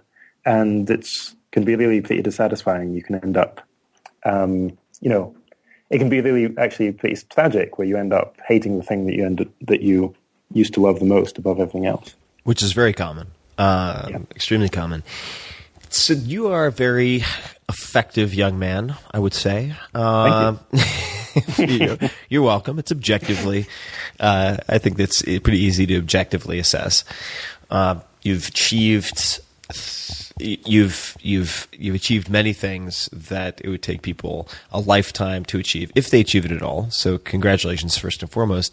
But the question I'd love to ask is, what book or books do you give the most to other people as gifts? Yeah, so we talked a bit about the moral philosophy. That was Peter Singer and Derek Parfit. So I definitely give them. But for in terms of just improving your life and just being more effective, the two I'd mention. One is Mindfulness by Mark Williams and Danny Perlman. And, having had Sam Harris on the show, obviously your listeners will know about this, but mindfulness meditation is the most, I don't know, it's kind of like this magic bullet technique that kind of science has just recently cottoned on to, where, in effect, you train yourself to be more in control of your thoughts and emotions by realizing that the current thoughts and emotions are not you. They don't define you. They're like propaganda, and it's up to you to choose how you react to them.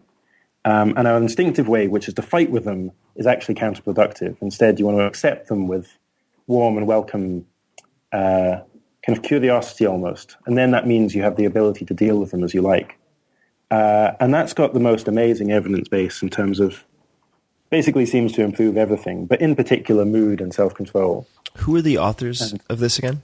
Mark Williams, a professor at Oxford in psychology, who was the real kind of champion of... You're really part of the Oxford mafia. I know. It's also nepotistic. That was a coincidence, though. It's actually one of the few authors I've written to just to say, look, this book has just significantly improved my life. You should be very happy at what you've achieved. Awesome.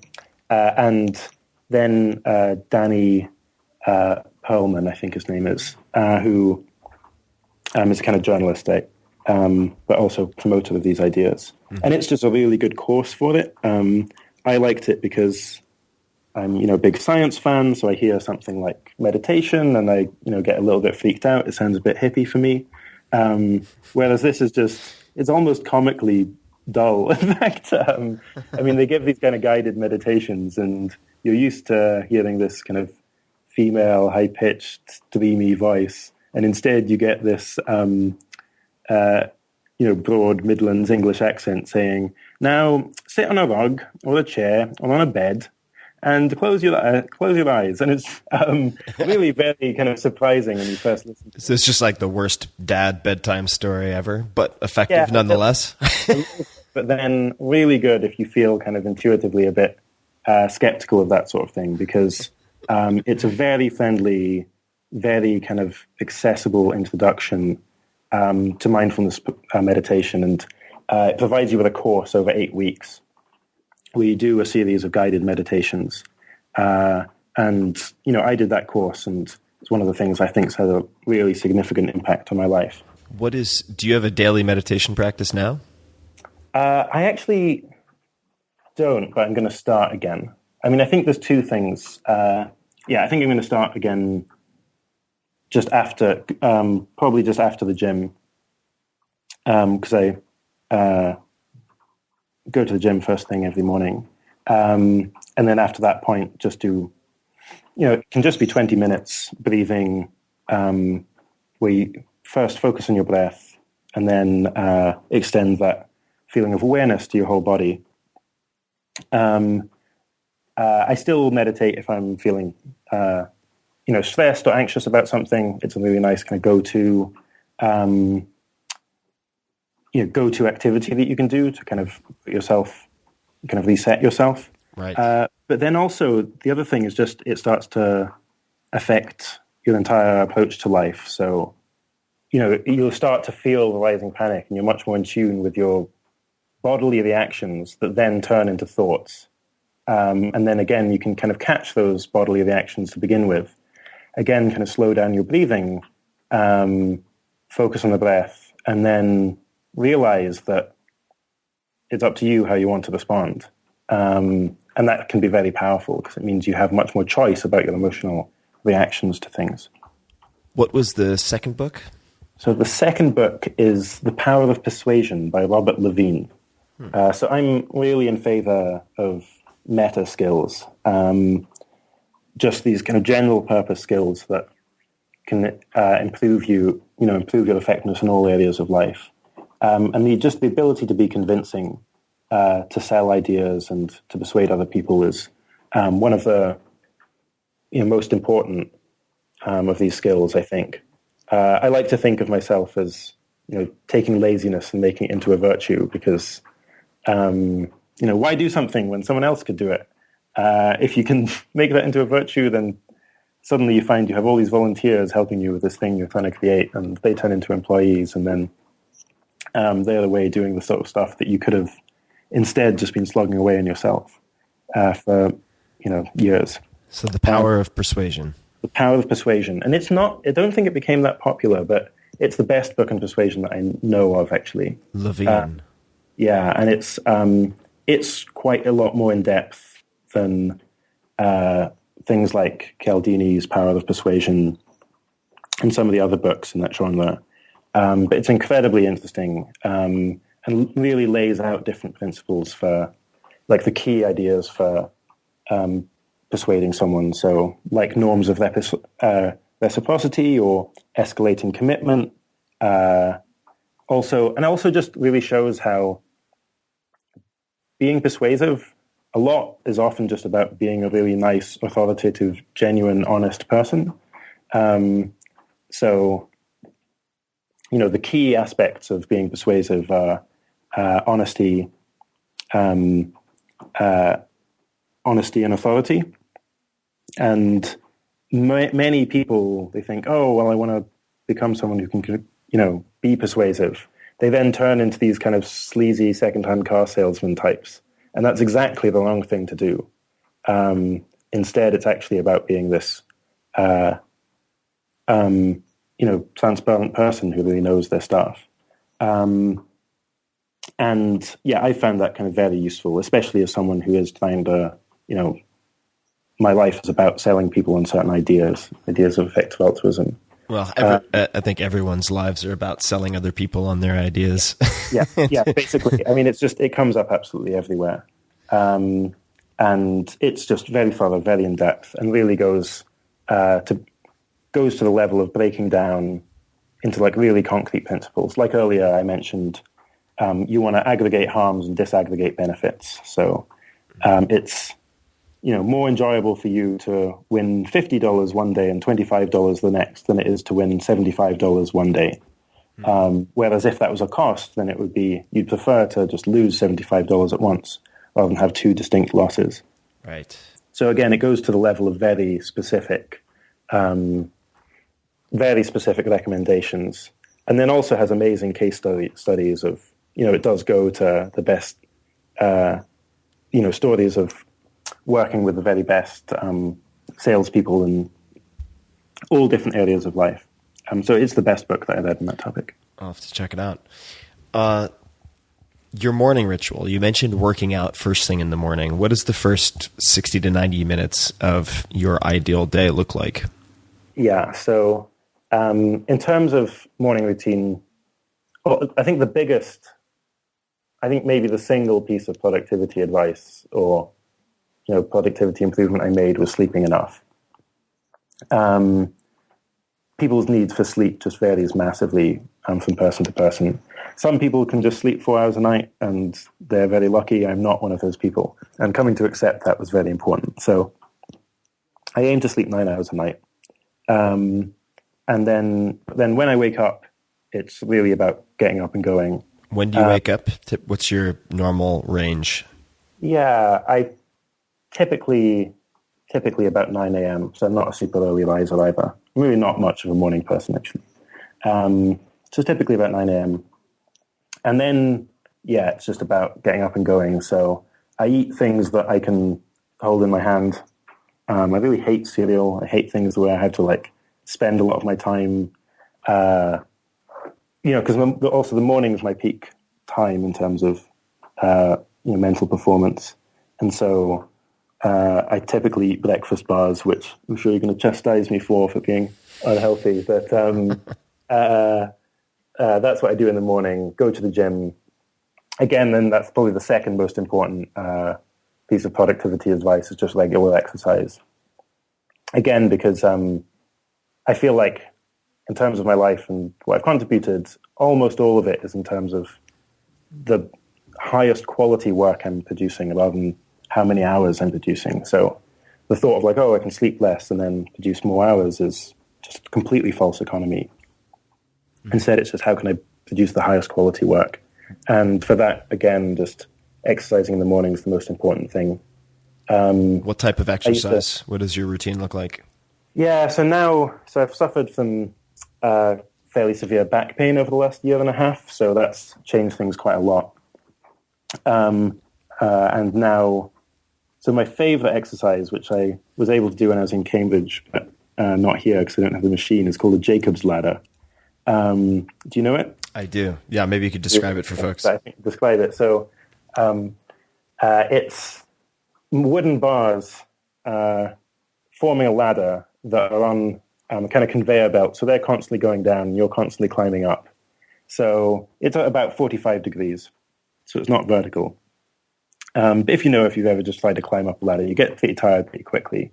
And you're attached to the machine so that you're able to set the pace as well. So it's kind of like a treadmill, except you're just climbing up these bars. And it's great for me because it's low impact, because I can't do high impact stuff at the moment.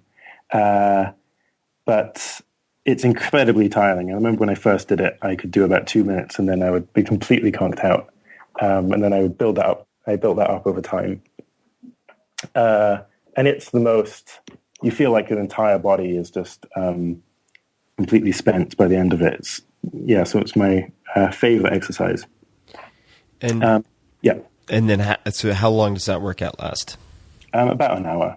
I initially, if my back's bad, then I try and focus it to more like an hour and a half. But that's a lot of that time is spent doing physio exercises. So, how did you hurt your back? Yeah, I don't actually know. I think most cases of back pain actually don't have a clear a clear problem, but I think it was bad posture. So my best guess as to what's going on is anterior pelvic tilt. So where your pelvis just tilts forward too much, and you kind of stick out your belly like kind of beer belly style.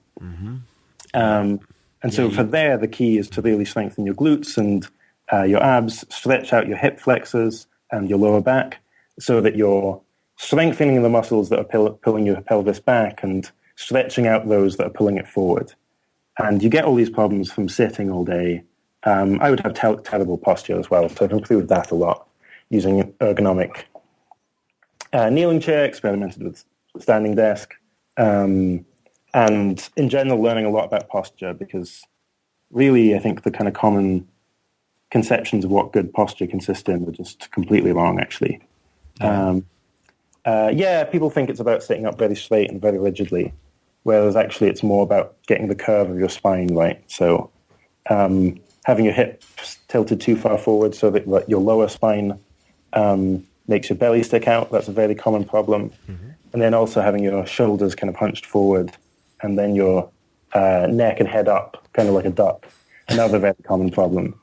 And so actually, if you want to test your posture, you can just stand against a wall, and you should only have 2 inches between, so just standing up straight against a wall, you should only have 2 inches between your spine and the wall, and between the kind of curve of your neck and the wall.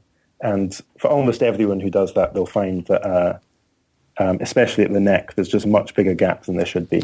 Yeah, that's also hard if you have a horse ass like I do, like a sort of Kim Kardashian ass. But so for the back, a couple of things that might be helpful. Where do you feel the pain in your back? And this could be referral pain and not the sensation of pain might not be the location of the pathology, but where do you feel the pain the most? Yes, it's very lower back. Very lower back. Yeah. So a couple of things that you might find interesting to play with there, if it's the low back, would be number one, and you can check out Kelly Starrett. Maybe you've seen his stuff, Mobility WOD. He's been on the podcast as well. But trying to get the head of your femur to seat at the back of your pelvis. So by sitting constantly, it tends to get pushed to the front of the hip capsule, and it causes all sorts of issues and soft tissue changes and whatnot. So if you look at exercises, and they're pretty easy to do, just like on your hands and knees, and you lift one leg up and move your weight around as you apply it to one leg. But if you were to look up sort of seating the femur in the pelvis, and Kelly Starrett, I think that could be very helpful. And then secondly, have you considered using or used inversion tables or gravity boots so that you can? No. I found this just be tremendously valuable, where I'm decompressing my spine and putting myself into a state of traction.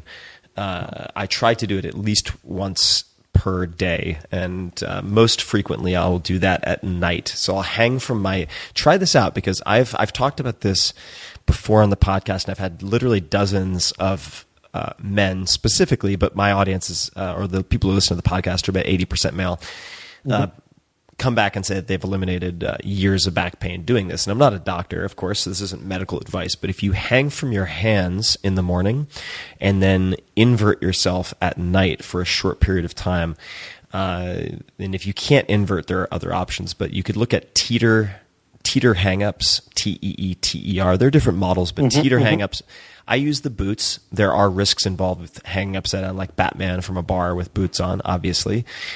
You could use the inversion table. I just use the boots. And if you can't do either of those due to space constraints or travel or whatever, there's also a device called the Lynx, Lynx, which allows you to put your lower back into traction on the ground, and it's very small. I have one about 15 feet from me behind my couch, and making it a habit, just as an experiment, to hang twice a day, once from your hands and then again from your feet if possible, particularly for that like iliopsoas pelvis low back complex, I think you could find that would be a worthwhile experiment. This is great. I thought I knew all of the back pain remedy tricks, but you've educated me. I'm going to try this tomorrow. You could also, if you want to enjoy some masochism, but potentially reverse some of the soft tissue issues that you have no doubt in your pelvis from the sitting and the sort of kyphosis lordosis, that upper back rounding and then the anterior pelvic tilt, that like sway back position, is you could find an ART practitioner. I'm sure there are, I don't know if there's probably one at the very furthest from you, or maybe it's farthest. I always screw those up. London. But ART is active release technique. And they'll basically they'll like form their hand into it, their fingers into like a ridge hand and dig it 3 or 4 inches into your pelvis and have you move your leg around. It's extremely uncomfortable.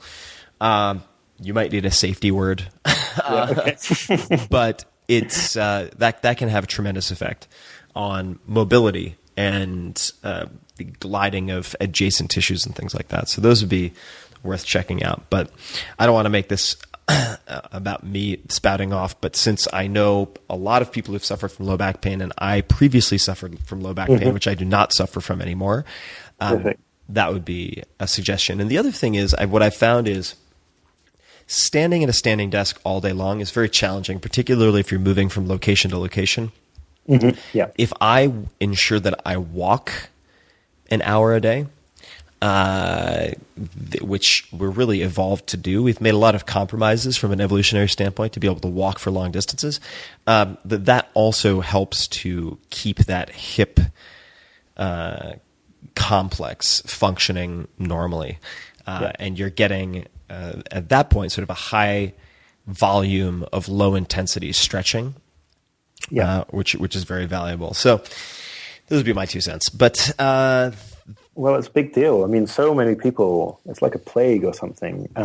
Number of people who suffer from back pain, and then it just can be completely debilitating. I've lost months of productivity as a result. So what I would, I mean, you can speak to your PT about this, but I think that oftentimes the reason people have low back pain and then cannot squat is because they don't squat enough in the first place. So the hanging, if you were to do that for a week, see how you feel, and then find a good Olympic weightlifting coach, not powerlifting coach. Find a good Olympic weightlifting coach who can train you to do overhead squats. And it may take a long time for you to get to the point where you can do proper overhead squats where you're not losing lower back stability. But that can be a complete game changer. I mean, I'm 38 and my hips and knees are better than they've been in probably 15 years. And I directly attribute that to regular deloading and decompressing of the spine, as well as a regular squatting practice where I'm squatting every day, even if it's just for 5 repetitions with 45 pounds on the back or in front of me or overhead. So that's a rather massive digression, but that's okay. Well, you may have, Let me know how it goes. You may have given me months of extra work, so I'm pretty happy. Taking away my pain. Yeah, I hope it helps. I know how debilitating it can be. Do you have any evening rituals, any evening routines for winding down? Yeah, actually, I really don't have an evening routine. I mean, except insofar as I'll always take an hour or 2 off before going to bed, because I used to, work until I wanted to fall asleep. But that's just, again, this false economy, because it means you just wake up much less energized. And again, it's just eating into peak productivity time. I travel a lot, so if I need to reset my sleep, then I take melatonin. And then I focus a lot on getting high quality sleep if I can. So most important there, just being completely shutting out light, so that you're not waking up in the middle of the night at all. But in terms of something to decompress myself, normally just the regular things of seeing friends or reading, generally trying to avoid watching TV or anything that's kind of bright, unnatural light.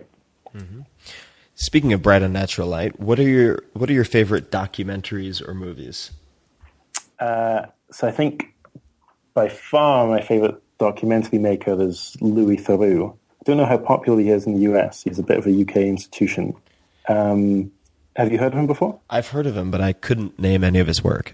Okay, so he, I mean, the most interesting is Louis Theroux's Wild Weekends. He tends to go to places in the US, to these weird subcultures, and he does exceptionally well at becoming involved in those subcultures. So examples are neo-Nazis, survivalists, the Westboro Baptist Church, swingers, often goes to prisons, porn, cosmetic surgeons, and the Black Power movement. And he comes across just so bumbling and naive that the people he's filming then completely reveal everything about their own crazy lives. And that's Louis Theroux, T-H-E... Go ahead. Theroux, that's right. And it's incredibly powerful because you see him interacting with these neo-Nazis, and they're, grilling him on whether he's Jewish, and he just keeps telling them he doesn't want to answer.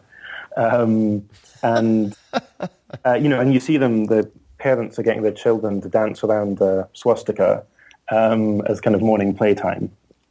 And you think, wow, I'm so happy I'm not one of these people, and so enlightened, because they're so mind-killed, they're so completely captured by their own ideology. But it makes you think, wow, well, what are maybe the things I believe just because of the people that I'm surrounded by? All these kind of cultural things, because they're just completely convinced of this worldview. Mm-hmm. Or people who are looking for UFOs all day, or people who are certain that the government is going to come and crack down, or the Westboro Baptist Church that thinks that literally everyone is going to hell apart from them. And it makes you think, maybe the things that I believe myself that are just, in the future will be looked back upon as, and as crazy as I'm, looking at these communities and thinking that they're crazy. Oh, I think it's no maybe at all. I think it's 100% certain. I mean, I think everybody should take the approach of good doctors and or I should say the sort of perspective of good doctors, which is 50% of what we know is wrong. We just don't know which 50%. Yeah, that's exactly right. I mean, and I think, most people don't tend to act that way. They're much more too accepting of the status quo. Oh yeah, and it's just the quote that I always use, and no doubt should implement more in my own life. Although I try quite hard, is when you find yourself on the side of the majority, it's time to pause and reflect. That's Mark Twain, but most people interpret that to mean the majority of, say, the U.S., whatever their nationality happens to be. And I would just say, no. Even the majority of your friends, right? If you have a narrative that you're telling yourself, and it's within a peer group, even if it's 10 people, 20 people, you should really examine that. Have a regular check-in. And I think politics is the one that's the key, that's the biggest influence here, where, I don't know, people will identify very strongly as very left-wing or very right-wing, but it always strikes me as a very strange thing to do, because there's this package of very different ideas that are associated with the left or associated with the right that don't have any resemblance to each other. Like, why on earth should your views on abortion be related to your views on optimal taxation policy? They're just completely distinct issues, yet they come in these packages. And I think it's because people, we're all monkeys about walking around wearing suits. We want to form tribes, and then we start forming tribes based around, say, political identities. But then that means you'll just start to buy a package of views rather than just looking at each one on their own merit. Oh, I think, that may be a whole separate conversation. But I think humans can learn a lot about themselves and their biases by reading at least one book on chimpanzee behavior. There's one in particular that's popped up a lot in my reading about animal training and evolutionary biology and whatnot. Because I have a new puppy, adopted a rescue puppy, and it's called Chimpanzee Politics, Power and Sex Among Apes, written by Frans de Waal, W-A-A-L. And this book apparently was used by, and I think he's mentioned this publicly several times, Newt Gingrich in sort of amassing power and overcoming opponents in his political career.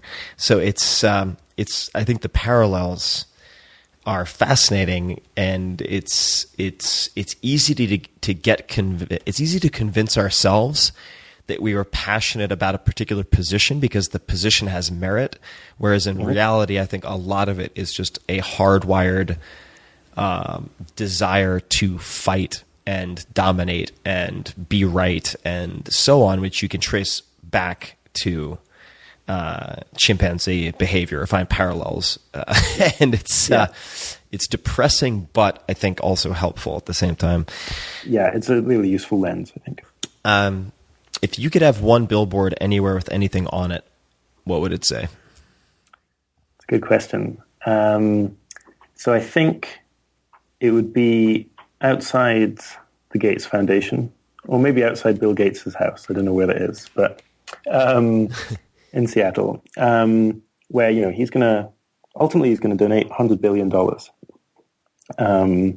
and it would say, Bill, you have you've spoken about the risks and potential upside from, in the long run, developments of artificial general intelligence. Yet you're not doing anything about it yet. You haven't got involved. You have the power to make a massive difference here. You should do something about it. I think that's what it would say. So artificial intelligence, generalized artificial intelligence. Human level and then greater than human level artificial intelligence. That's it. I did not see that coming at all. You did not see that coming. No, this is late on into the interview. It's a whole other. No, this is Act 3. That's big debate in the media, but I think just this is, and another Oxford professor, Nick Bostrom, writing about this in a book called Superintelligence. Very, very famous book. Yeah, very important book. Where sometimes I think we just have. It's very hard to predict the future. Sometimes I think you have a bit of an inkling into. You're able to make really pretty educated guesses about what are going to be really big transformative technologies in the future. The sort of things like development of fission that has huge potential for power and also huge potential for harm through use of nuclear weapons. I think the case of development of artificial intelligence, it's not going to happen tomorrow. We're thinking about 30 years or 50 years or by the end of the century. It's really pretty likely it's going to be one of the most or the most important development of the century when it does happen. Like in the case, if we could have known about nuclear weapons or developing fission much earlier, we could have had policies in place such that we're really prepared for that, and we wouldn't have maybe had a nuclear arms race. The world would have been a much better place. I think that's the situation we're potentially in with developments of artificial intelligence as well. Okay, so I was planning on wrapping up after another 2 minutes, but I can't let this one go. So you're hanging out with, you mentioned Nick, Superintelligence. You're surrounded by, you have access to some very smart people who have thought a lot about this. Seems like you have as well. What percentage of those who are most educated about the potential implications, ramifications of AI are strongly concerned that it's summoning the demon? Summoning the demon. Summoning the demon is quite an extreme way of putting it. It is. Well, yeah, I mean, that's the reference to Elon Musk. Right, that's Elon Musk, yeah. MIT. So it depends exactly on who the reference class is, but on some accounts it's the large majority, actually, where then the media just completely distorts the debate because the media loves to distort debates. Right. Where if you're framing it as this is a really important issue, it's not something that's gonna happen tomorrow. It's something that's a long-term speculative issue. But obviously we need to have a sensible, rational approach to this and a proactive approach such that we're we're aware of what's coming and have taken precautions so that we use this new technology in a way that is going to lead to the good outcomes and avoid bad outcomes, then the rate of agreement is just kind of very high indeed. If instead you were saying something narrower, which is like, well, AI is going to happen in 20 years and then it's going to be Terminator scenario and we're all gone for sure, that's a much smaller percentage of people.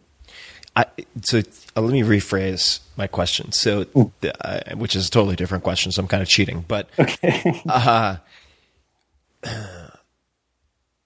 Given you're in a very interesting position because you've had the perspective and experience of watching people behave what could be considered very irrationally. In other words, they would rescue the drowning child, but they won't donate that amount of money for a similar, nearly guaranteed outcome, right? And then you have,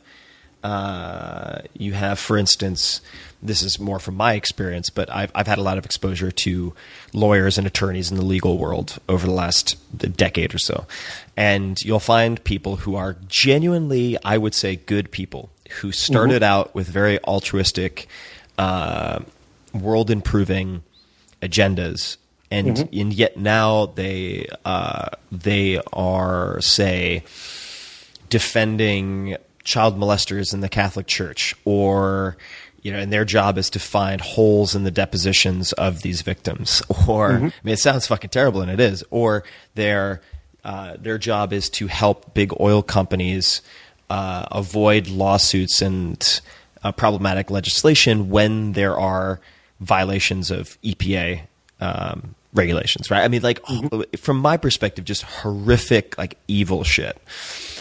And they're able to rationalize doing it, right? Like everyone is entitled to due process, right? That's kind of the catch-all brush aside that you hear. Yeah. And but it's like they go from that to a point where this is maybe a separate podcast, but I'm all fired up now. They go from being a hesitant participant in that to maybe now they're a senior partner and they're like, oh, there's an oil spill. Fantastic. Can you imagine how much work we're going to have now? Right. And but these are people who, outside of that compartmentalization, act in very good ways. So I guess part of my concern, or not, it's not really a concern. My question for you is, given how you've observed these quirks of human nature, do you think people who are at the forefront of AI, who have the possibility of changing the world in such a fundamental way, not only for other people, but to generate wealth that is almost beyond comprehension for themselves, do you think that drive and greed and arms race, because there are competing teams, right, trying to get to this point in many countries where you have a generalized artificial intelligence, do you think that competitive drive and desire to win and generate wealth, etc., will override the voice in the back of their head saying you need to figure out the safety precautions and the safety net before we get anywhere close to this technology taking off, in the same way that you talked about the nuclear arms race, right? Yeah. What's your perspective? Yeah. So, sadly, I mean, it's a classic tragedy of the commons where if you're going to have multiple people trying to build the same thing, and where whoever gets there first wins, basically, is just, has much more power. And then some people think, oh, yeah, we should be doing this more cautiously. That would, slow progress, but we'd have a, greater that chance of positive upside and fewer risks. Then they're just going to kind of lose the race. And sadly, I think it's not. And maybe you can even have that, even if everyone's acting altruistically. Maybe they disagree slightly on how things should be done, and that's enough for them kind of not to trust each other in the absence of coordination. And there, again, it's just not even a matter of people getting corrupted, perhaps, as you talk about the people, the lawyers being happy about an oil spill but just as a matter of economic incentives. Right. Then you can get these race dynamics. And that was the case. It was exactly the case between the US and Russia with nuclear weapons. And definitely not saying it's a perfect analogy at all, but there was the Baruch Plan, which was a proposal after the Second World War for complete kind of a complete abandonment of all nuclear weapons, and all fissile material would be kind of kept a check on by the United Nations. And basically, all parties were in favor of this because it's the best outcome for everyone. But it still wasn't able to happen just because there wasn't sufficient trust between the two countries. And then we get this incentive, this kind of arms race. And that's, I think, why we kind of want, not just for AI, other sorts of, risky technologies as well, the ability to develop pathogens, ability to do geoengineering. We're on the frontier of developing many different technologies that have very large potential upsides and very large potential costs. And in each case, we want to have, coordinated approach so that we can ensure that we don't get those sort of race dynamics, I think. What existential threat to mankind worries you the most, or is most underrated? Those are two different questions, but I'll make it two questions anyway. So I guess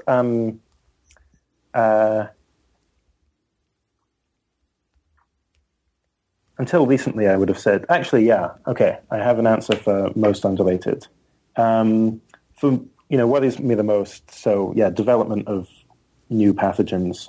So once we start being able to build viruses and bacteria, then it'll become very easy to potentially build pathogens that could kill billions of people or the entire world, or just almost everyone in the world. That's very worrying, as is AI. Those are the two big ones, I think. In terms of most underrated, I think are the ones we don't even know about. Right. Predicting future technology is extremely difficult to do. Everyone basically agrees with this. And many of the developments that have happened over the last 50, 100 years would have been completely unpredictable 50 or 100 years before that. And we should expect, again, there's going to be developments that happen over the next 50 or 100 years that, no one's even thought of at the moment. And so I think that means, but you can still make some sorts of progress on mitigating those risks, because there's some things you can do, like greater political coordination across the world is just going to be really good across a very wide range of scenarios. Having research institutes working on really the frontiers of technological development, doing horizon scanning to try and identify sort of risks like this. Those are some of the things that we could be doing to try and mitigate these unknown unknowns. But that's exactly the sort of thing we're going to be biased against, because it's like you're spending money doing something that you don't even know what it's going to help with. It's like quite an abstract kind of sell. So I suspect the biggest risks are ones we haven't even thought of. Right. Yeah, the black swans. Exactly. Just a couple more questions. What advice would you give to you're only 28, so what advice would you give to your 20-year-old self? To my 20-year-old self? The biggest, I think there's, let's see, the two, I think. So one is emphasizing, you have 80,000 working hours in the course of your life. It's incredibly important to work out how best to spend them. And what you're doing at the moment, 20-year-old Will, is just kind of drifting and thinking, and not spending very much time thinking about this kind of macro optimization. You might be thinking about, how can I do my coursework as well as possible, kind of micro optimization, but not really thinking about, okay, what are actually my ultimate goals in life and how can I optimize towards them? Analogy I use is, if you're going out for dinner, it's going to take you a couple of hours. You might spend 5 minutes working out where to go for dinner. Seems reasonable to spend sort of 5% of your time on how to spend the remaining 95%. If you did that with your career, that would be 4,000 hours or 2 working years. And actually, I think that's pretty legitimate as a thing to do. spending that length of time trying to work out how should you be spending the rest of your life. Now, do you spend are those two contiguous years, or are those 4 years of total time divided? Yeah, I think 4 years of total time weighted towards the front of your career, I think. Mm-hmm. I think we should be spending a lot of time, and I do this. Any sort of big decision I make, I spend a very large amount of time thinking about, is this the best thing I could be doing? What other things could I be doing instead? Are there ways I can change my plans? What's your process for thinking that through? Do you have it do you sit down with a particular pad of paper and go through a particular set of questions? What is the thinking process for important big decisions? So I'll create a Google Doc that I share with friends or people I particularly respect, who will then provide comments, and will often be several iterations of this. There's a framework, so the 80,000 hours, which is what 80,000 hours promotes as well, where, because I'm thinking about the impact I can ultimately make, you can break that down into kind of 3 components. Impact you have, so this is for job decisions, but it actually applies quite widely.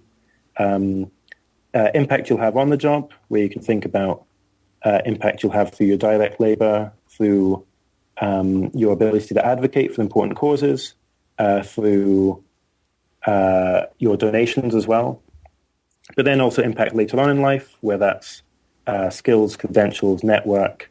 Then also, how does this keep my options open?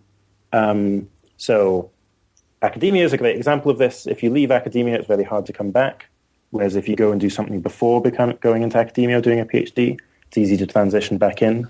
Similarly, if you go into a for-profit, then you can transition to non-profits quite easily, much harder to do it vice versa. And then also, how much do you learn about yourself in the course of this work?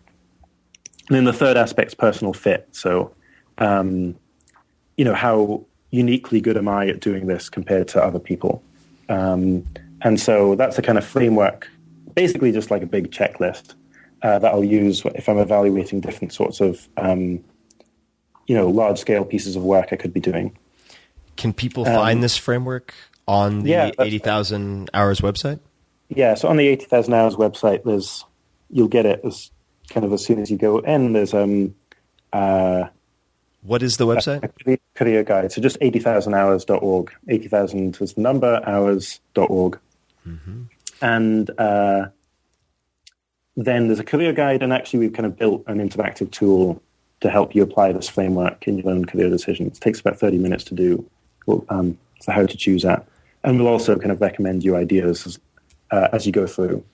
Because I think we don't often think about this in a very structured way at all. That's the most important decision of our lives. No, I should. I think I'm going to do that in the next 24 to 48 hours, because it's like I have a habit of just at random moments, I'll have 2 glasses of wine and ask my girlfriend, what should I do with my life? What do you think? It's kind of I'm playing a little bit. I mean, it's not the only way that I approach trying to make these decisions, but I haven't had a structured way of assessing impact of some of these larger options. Yeah. And I think if you want any career advice as well, we do specialize in that. So happy to give you a one-on-one. I appreciate it. I'm not sure if you could consider anything I've done a career, but well, that's the thing. Actually, that's one of the mistakes we think people make, is thinking about careers. Really, you should just be thinking about stages in your life. Yeah.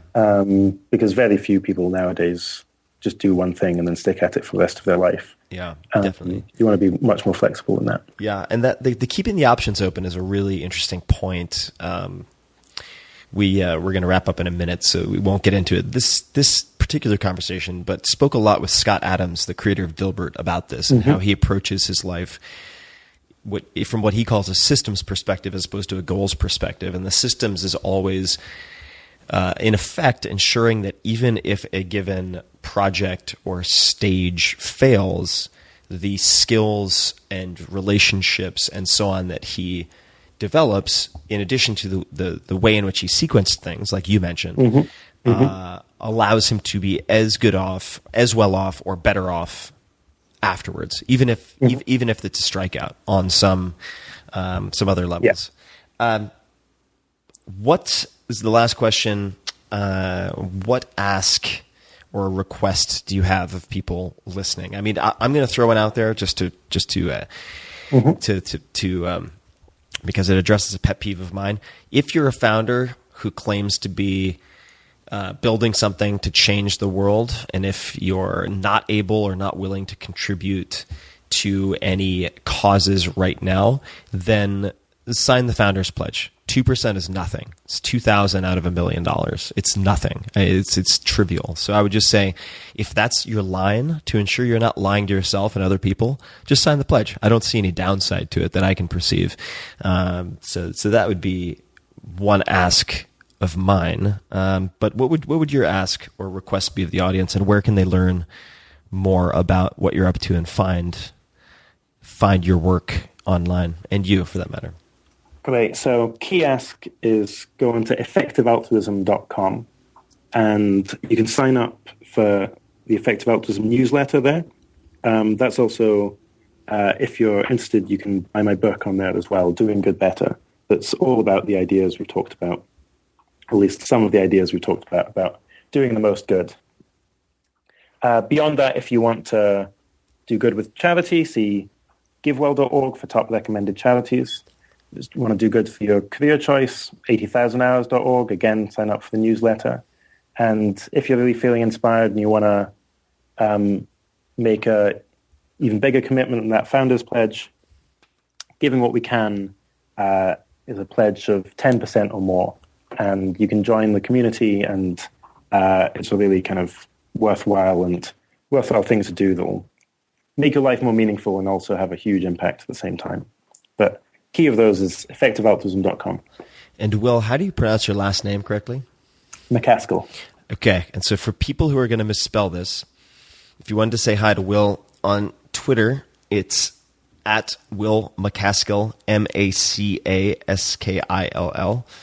So kind of like MacAskill, I guess, if you wanted to try to split those up. But Will MacAskill, and then Facebook is facebook.com/WD Crouch. That's a whole separate question that I won't even get into. And then LinkedIn and so on. And for everybody listening, of course, the links that we discussed, the links that Will just mentioned, those will all be in the show notes. The books, the movies, the Wild Weekends with Louis Theroux will all be found at 4hourworkweek.com. Spell it all out, 4hourworkweek.com/podcast. And Will, this has been great fun. I really appreciate you taking the time. Yeah, I've really enjoyed it. Thank you. Thanks. And everybody listening, thank you for listening. And until next time, please experiment often. Consider the impact of what you're doing. Don't misspend your 80,000 hours. And check it out, 80,000hours.org, and everything else that Will mentioned. Thanks so much. Thank you for listening.